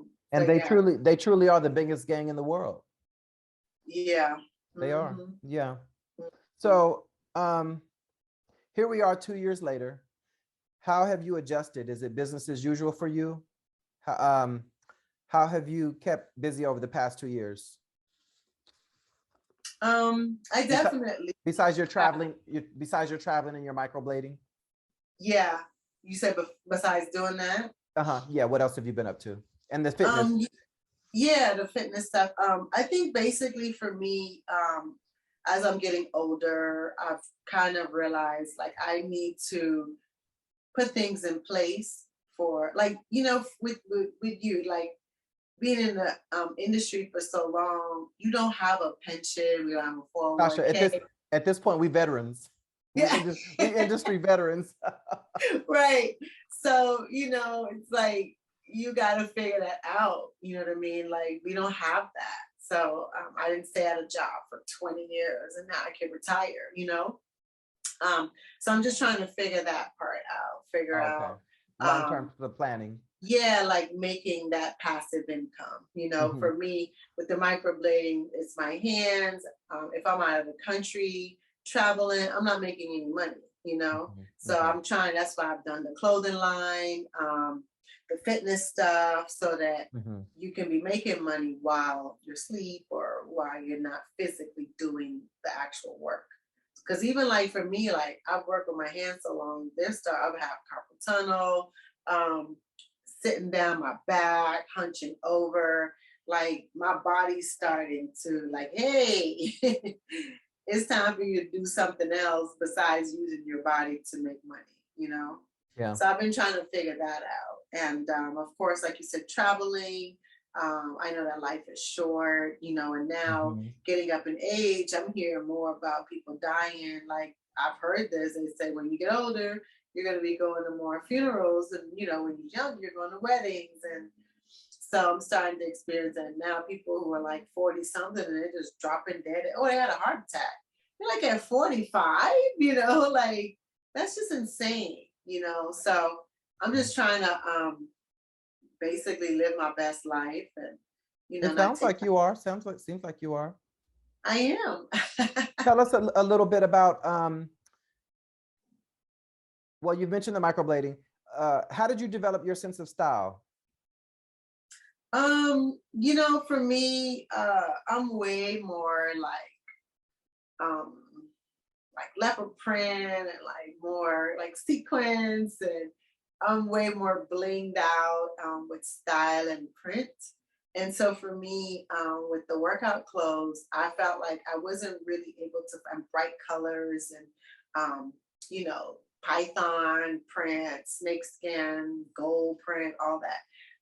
I wasn't really finding a lot of that out there, and I work out, and that's all I wear is workout clothes.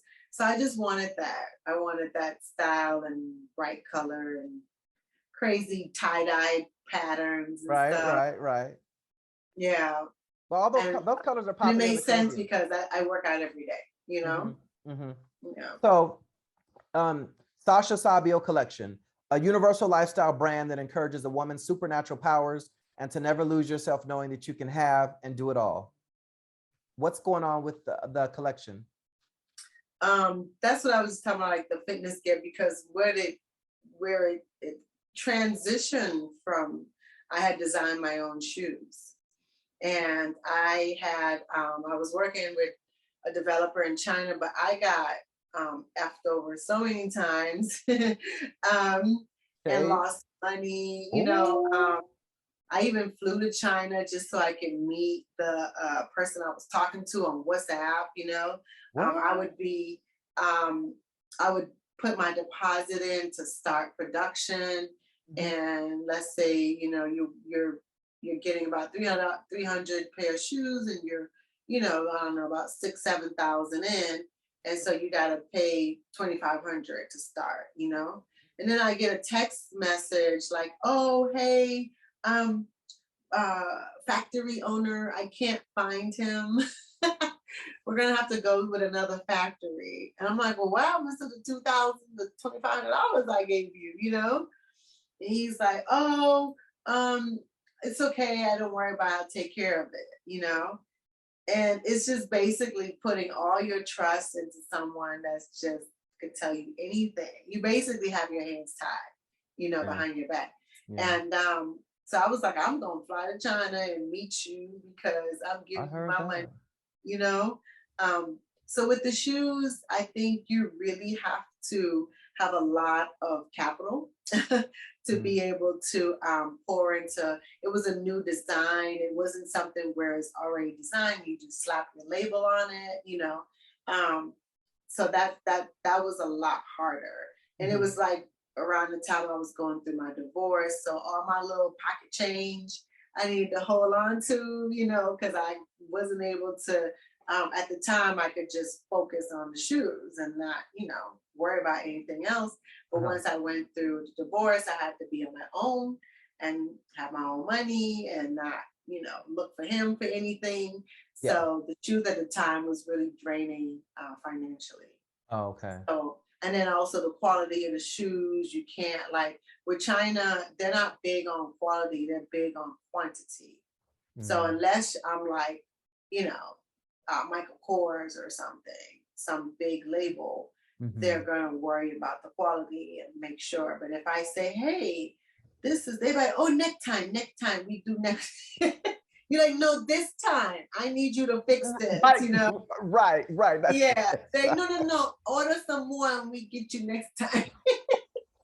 You're like, no, these shoes, I gotta make sure, you know. So that was Wow. really hard. But so yeah, it transitioned from the shoes to the clothes. So now with the clothes, I'm just able to buy certain amount of pieces and put my logo on it and do it that way.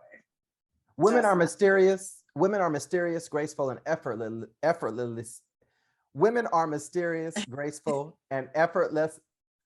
Women are mysterious, graceful, and effortlessly beautiful. A living, breathing work of art. Therefore, who wrote this? The modern woman deserves hair extensions.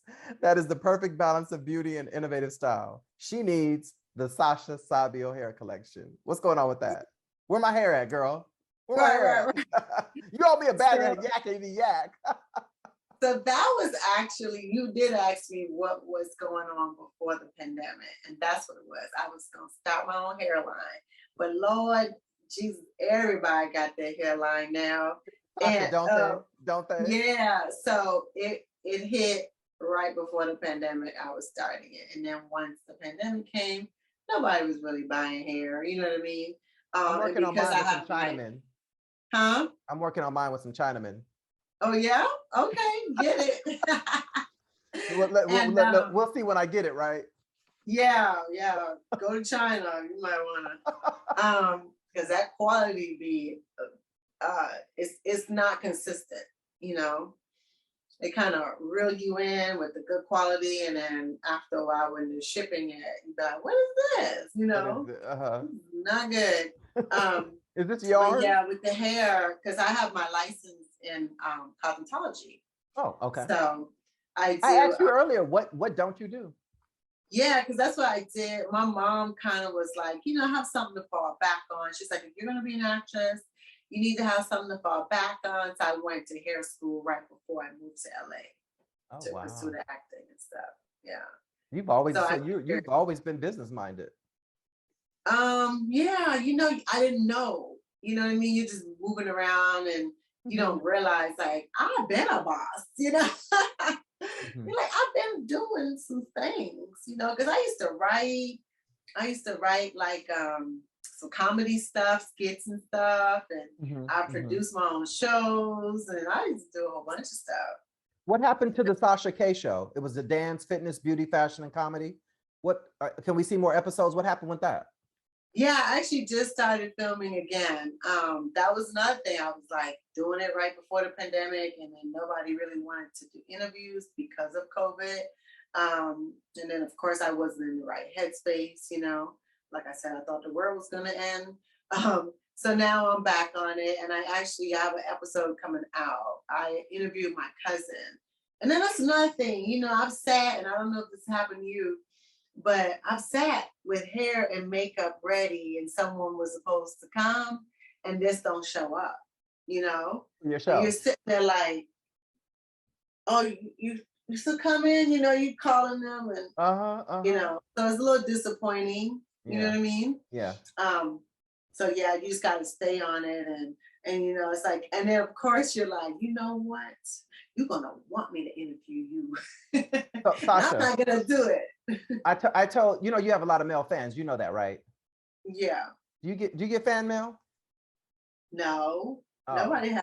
No. So some of them wanted to know. They wanted to know, and I said it's probably inappropriate, but they wanted to know. They said ask her how many people have been in bed with her. How many people have been in bed with Sasha?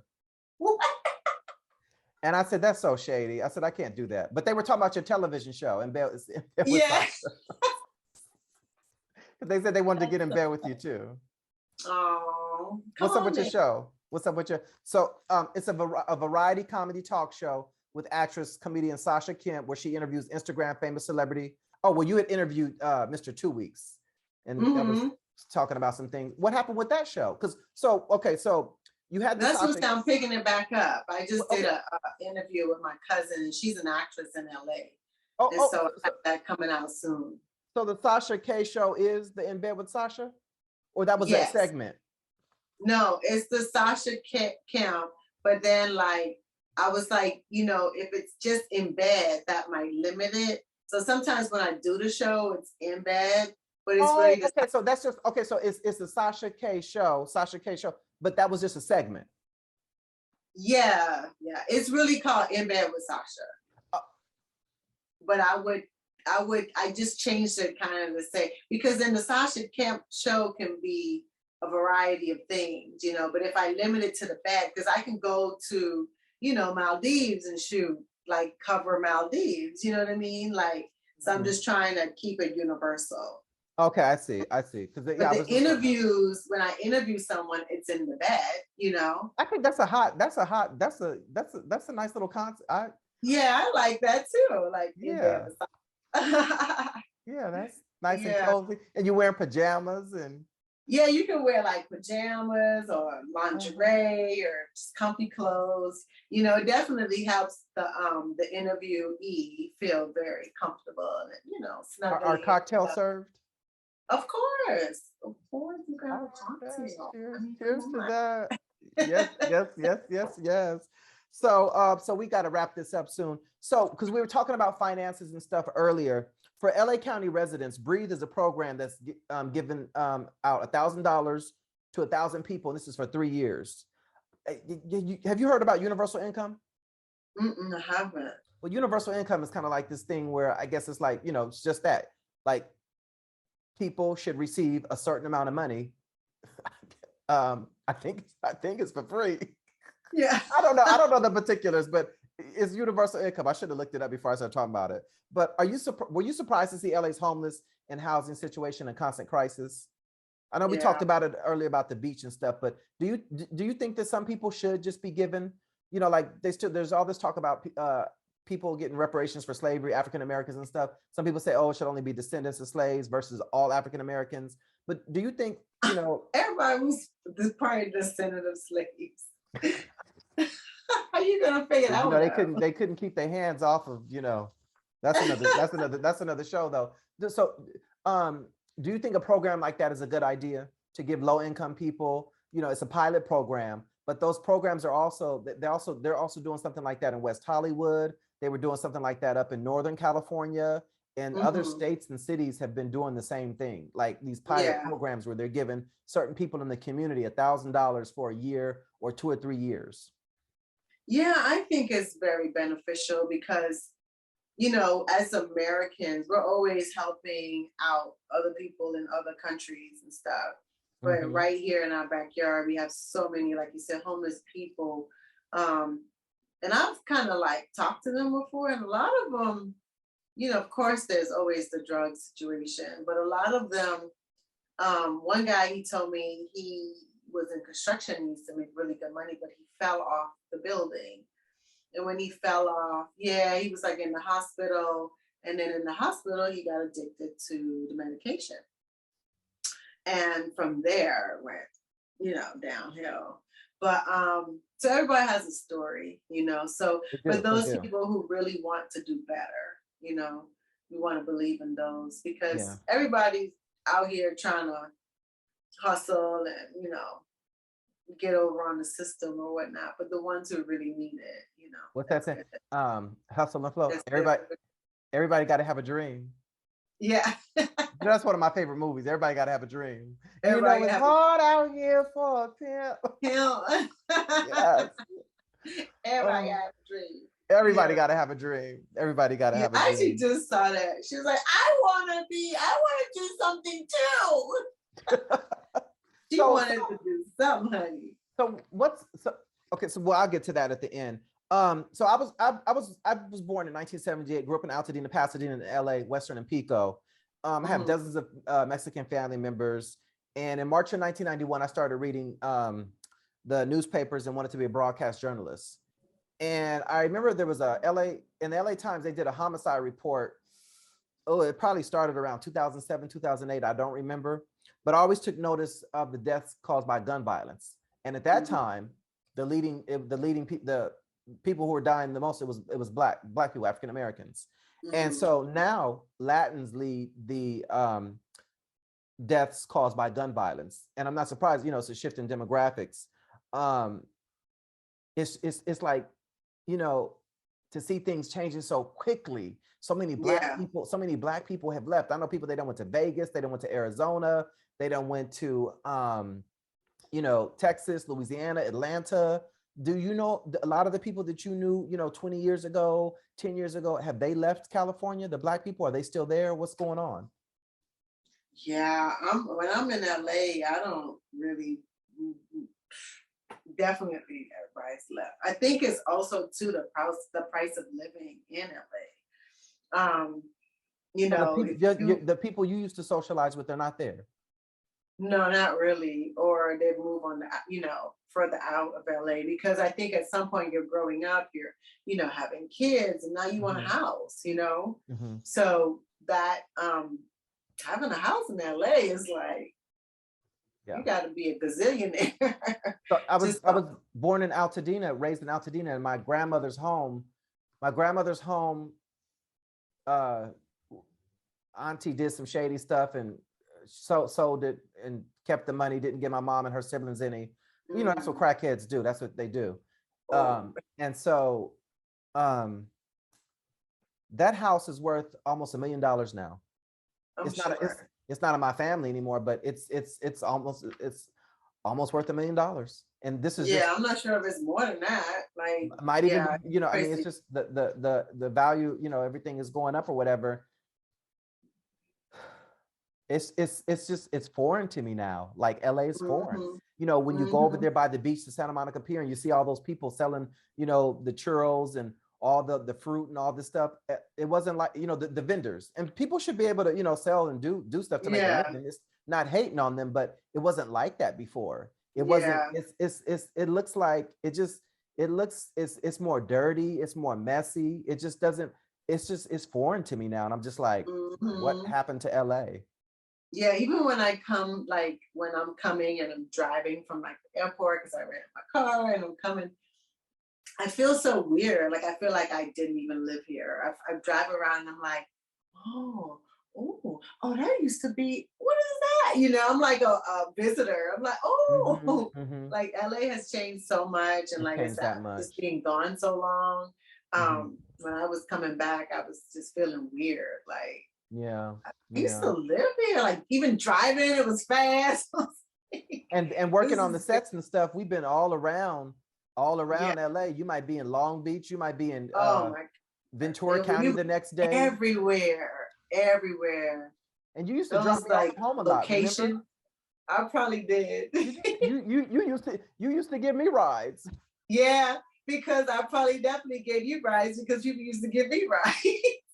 So I probably was always gonna make sure I gave return the favor. It was so nice work. It was so nice working on those sets, 12, 13 hours. The time would just fly by and you're doing what you want to do or on the road to doing what you want to do. So during our pre-interview, I told you that my last show, I had interviewed these two filmmakers, African-American ladies, and I told you that we had pretty much talked about mental health and suicide. And I had discussed the model and actor Sam Sarpong. And the next day I researched you, to get the interview together. And I had saw one of your hosting reels on YouTube and you were interviewing him. And you reminded me of that. I forgot. Right.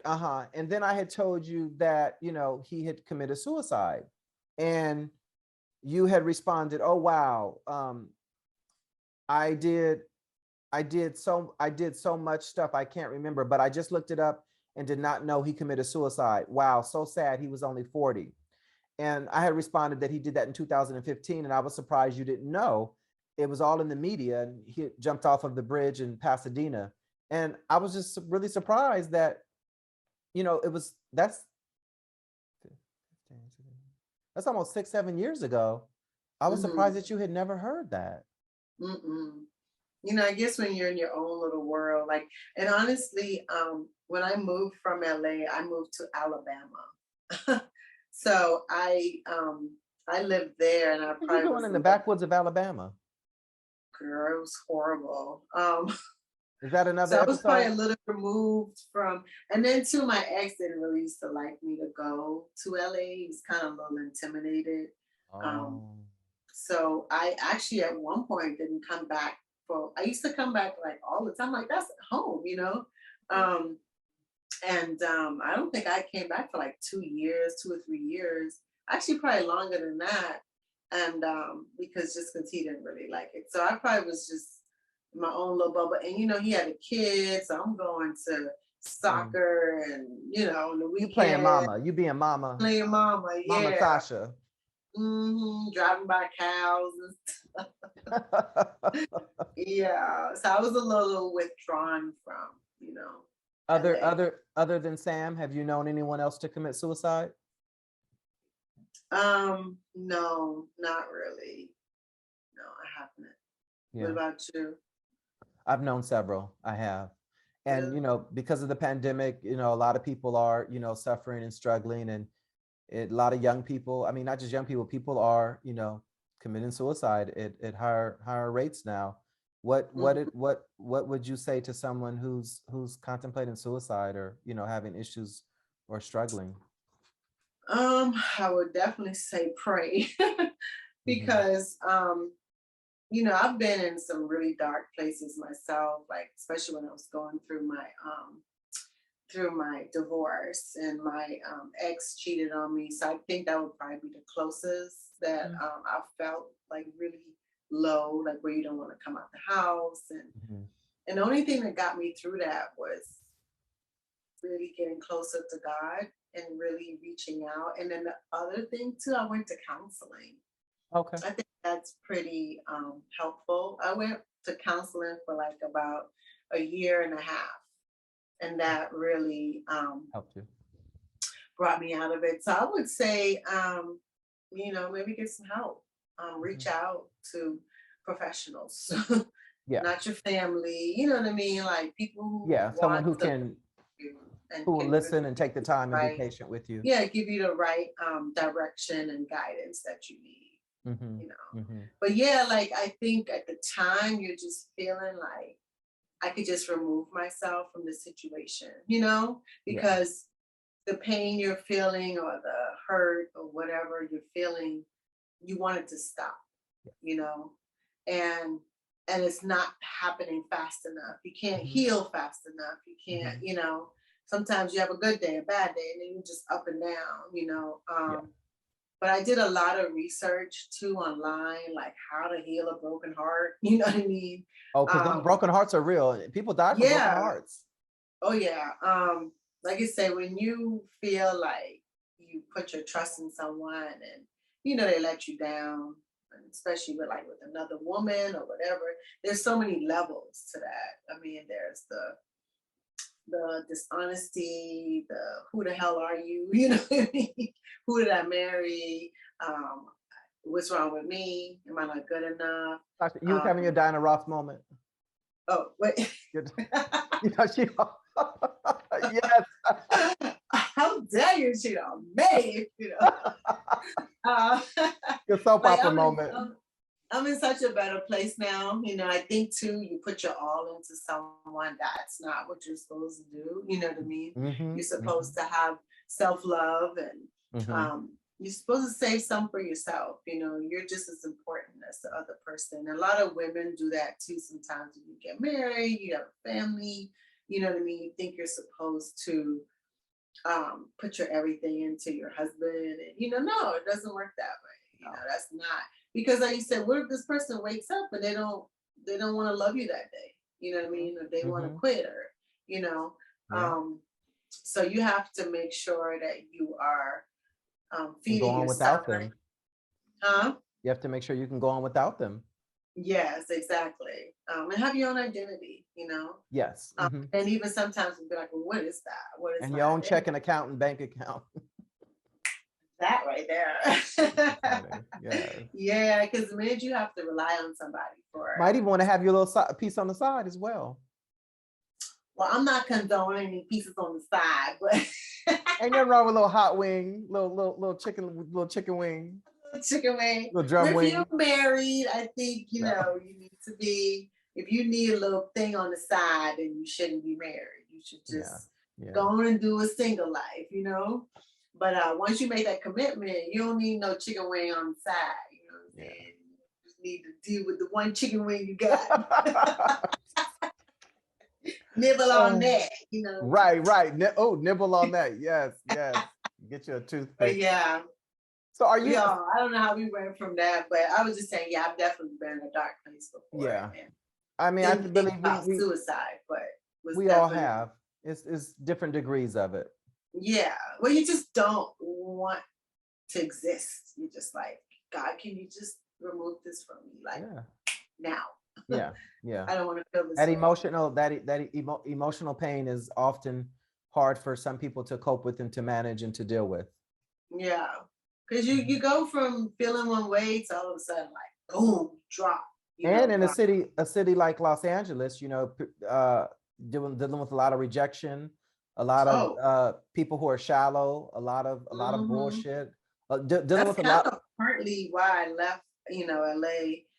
Well, really at the time I was wanting to start a family, but at the same time I was burnt out. I was, you know, when you've been in the industry for 20 years and you've been hearing no, you weren't tall enough, short enough, you know, you won't do nudity, you won't curse, you won't do this, you tired of cursing, you tired of, you know what I mean, all these things, you're just burnt out, you know. Yeah. So I was like, you know what, I moved to Alabama because that's where he was from.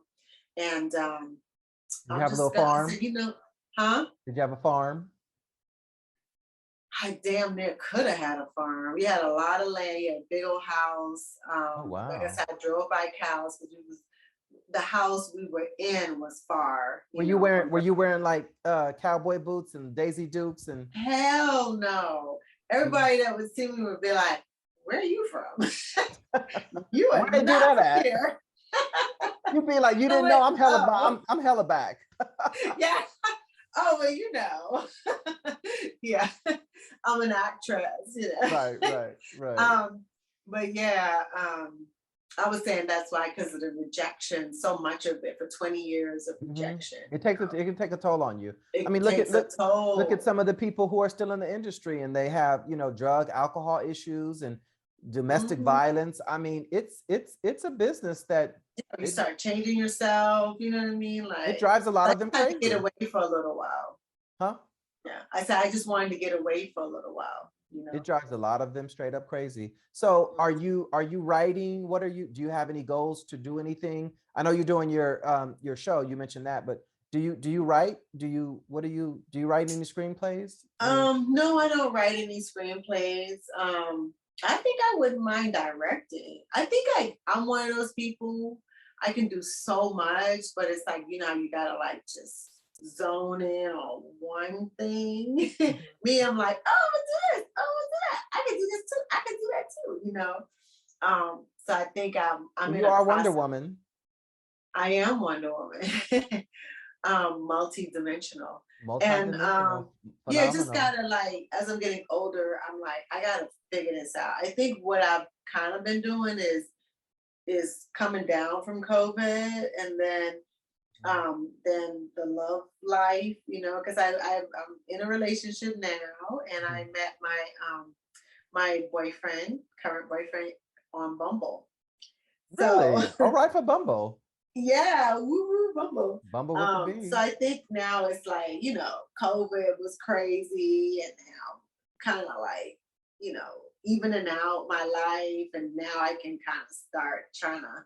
And then I was working so much with the doing the brows, and now I'm like, okay, so I still want to do the entertainment industry, you know what I mean? I want to do something in front of the camera, so I got to kind of start, you know, coming from working and getting back into the passion, you know. So I think I'm just, and then traveling, you know what I mean? You just shows, your shows where you were hosting looks great. You make a good host. Thank you. So do you. Thank you. So are you the real Sasha Fierce? I like to think I am. My mama thinks I am. Were you the Sasha Fierce before Sasha Fierce came out claiming that she was Sasha Fierce? Yeah, my mom was like, I saw an interview with Beyonce and she talked about how she saw this girl in the music video and her hair was like, wild and crazy. And it kind of made her feel like, you know what I mean? She was like, because, Beyonce would always say it was her alter ego, Right, right. She was kind of shy when she got on stage. So my mom said that. And I was like, Mom, I ain't heard nothing about no, I ain't never heard Beyonce say nothing like that. Yes, she did. Yes, she did. All right, I'll take it. I will take it. You'll take it. You'll take it. You'll take it. Yeah. Wow. So yeah, I'm the original Sacha Sabio. You said you're the original. Yeah, I am. Yeah, just let it be made known soon. Yeah. Yeah. So it's been 2.5 hours. I know you got to get going. I'm hungry. This was so I could go until the morning and talk to you about all the years, all the stories, and Me all too. I be talking. That's why I was like, I think hosting is perfect because I could talk. I like to ask questions. Yeah. Yeah, I'll be looking for some of the stuff you're doing. And if I'm in LA, I want to go run into Runyon Canyon with you. Yes, come on. I'm actually going to LA Sunday. Did we ever exercise in Runyon Canyon? You said we did. You the one with the perfect memory. I never said that. I don't think we ever did. I think you did. That's what you said. I haven't been up there in probably a decade. Oh wow. I still go there. That's my thing. Because you do yoga, right? Mm-hmm. Over there in that area? But I don't. No. I've actually never done that. Oh, there. But I know what you're talking about on that side part that they do. Mm-hmm. Wow. Yeah. No, I've wanted to, but I've never done it. I just go and do the yoga. There's a hard side. I mean, I just go and do the canyon. There's a hard side and an easy side. Well, semi-easy. It's like this long. If you go off to the left side, it's this long. Yeah. Versus going the other way. Yeah, it's like you gotta like get in there, hold on to the rocks on the side. I always did the long way, go to the left and then go all the way around and come back down the No, you're talking about that concrete part all the way up, right? Yeah. It's like a street. No, right before you start that part, it's a way you go up the mountain. Oh, it's another way, right? Yes. That other way. Yeah, I know what you're talking about. Yeah. That other way is no joke. Yeah. So thank you. This has been I was looking forward to this one. This is it's like 20 years. Sasha, it's like, and we got all these stories about all these people. We mentioned Sam, we mentioned Nicole. Who else did we mention? Oh my gosh. We just talked about like commercials and what else we talked about? A lot. A lot. I was gonna say about your dog. What about it?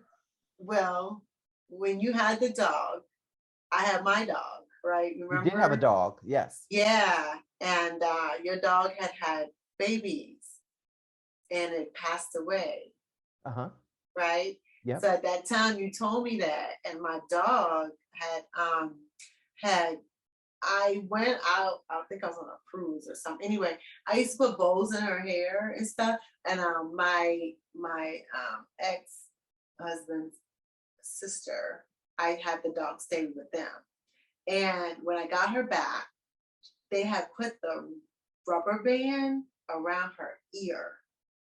So when I got her, I felt the ear and I'm like, why is it hard? And I looked and it had dried blood, basically stopped the circulation. Long story short, she had to go to the vet and had to cut her ear off. So at the time they was like, she wasn't spayed or neutered, like the spayed for women, right? Neutered, I don't know. And you had, I don't know. Yeah, I was like, oh my God, his dog just died. Because I really wanted to have her babies. She died? No, I said, your dog had just died. I was like, when they asked me, because she was going to be, put to sleep with the ear. And he was like, while you're doing it, do you want to neuter her? And I was like, yes, I do. Because I was scared she might have passed away.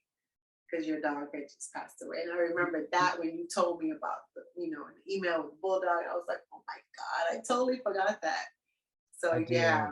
I had a bulldog. Yeah. You was so excited. You was telling me about it. And I was like, oh. Do you still have So because of you, I went ahead and snipped her. Oh wow. Do you have a dog? Do you still have She pets? passed away actually. She was 16. That same dog. Yeah. That dog lived that long? Yeah, she like, yeah, I could not believe it. She just passed away probably about 6 months ago. Are you serious? Mm-hmm. What kind of dog was it? It was a Bichon. A Bichon. Yeah. Was she white? Was she white? Yeah. Little spunky little thing. I think I remember a little bit. Oh wow. I can't wait to watch this interview because this is wow, this is memories. So yeah, thank you so much, Sasha. And thank you. Stay safe and take care. And I wish you all the best. Good to reconnect with you again. Yes. We'll be seeing each other soon. Well, and now when I come to now I got a reason to come to Atlanta other than for a BBL. Yeah. A big BBL. Yes. Like I said, I'll be in LA Sunday to like Wednesday or something like that. You never do New York, do you? No. Huh? You never been a New York girl? Yeah, I've been to New York a lot. I actually want to go again soon. Oh, okay. Well, I'm here. But yeah, if I come, do you go to Magic City? I've been there a few times. You know what? Long story short, almost worked at Magic City. All right, hella back. And it's amazing. I wonder what my life as a waitress, my life would have been if I stayed. I came for an interview. This is before I came to LA, and he said, "Come back like a week or two from now, and I'll, you can start." And I came back, and it was like nobody was there. It was boarded up, and they had a fire. I was like, "Dang it!" So I never got the job. I never went back. But I'm like, dang, life is crazy. I probably would have been tatted up, like, I probably would have started stripping. I can see you on that pole, Sasha. I would work a pole, honey. But yeah, I probably would have never came to LA. Probably never, yeah. Life is crazy. Well, that was good. The city got good wings. That's what I know. They got good wings? City, their wings is good. Well, I'm gonna have to go there and get some of them wings. I have been to Magic City. I've been there. I've been there a few times. I like strippers. It's pretty crazy. Yeah. Yeah. I like it. Yeah. I hate boring strippers. You know. I like seeing a booty clap. Yeah, entertain me. They be like, they could be holding on the pole. They be talking, "Hey girl, should I go get the?" You be like, "Bitch, dance! Like, what you doing?" But you know what I don't like, because I see a lot of video footage where the strippers be fighting, and I just be like, ooh, I just could not imagine being a stripper and having a fight with another stripper. They be fighting over their money. Like, this my client. Oh my God! When I was at Magic City, it was like, I was there. I remember, and somebody offered to. The waitress came around and was like, somebody wants to buy you a drink. And I was like, oh, who? She's like, it's a secret admirer or whatever. And I was like, well, how does this work? Because I was like, I'm not taking a drink that's like, she was like, you tell me what you want and I get it. And I was like, oh, okay. I had never had anybody do that. Yeah. But there was so much money. I was there Labor Day weekend or something. I remember T.I. was in there. T.I. was in there and they was making it rain. Girl, they was making it rain, honey. I wanted to get up on that stage. I know. You want to be like, yes, honey. Slide the money over. But there was so they much said money. One time Drake was in some club in Houston and like literally blew off like $1 million or something crazy. I remember, yeah. But Sasha, there's so much money around. It's like all you got to do is, yeah, like. It's just like all this money, and it's like it's unbelievable. Yeah, I know. It's crazy. It's like and they really be giving those girls those women that money. Like that's not for show. I mean, it's like, and they be having piles and they piles. have like a blower. Like they bring a big trash bag and then the blower and then it's crazy. You ever had any stripper friends? Yeah, I'm sure. Yeah. Yeah. Yeah. Yeah, I'm sure. Yeah. Who has I can't wait to hear some stories from you, some more stories from you. I'm you sure know, like you said, my brain gets like, oh yeah, that did happen. Oh yeah, yeah, yeah. I'm sure you got a screenplay or two in you. I got a book. Shoot. You didn't heard the half of it. I know I haven't. I know I haven't. And I would love to. Love to. Yeah. Thank you very much and have a good night. Thank you. You too. Mwah. Bye-bye. Thank you. Back to you. Bye, sweetie. Bye.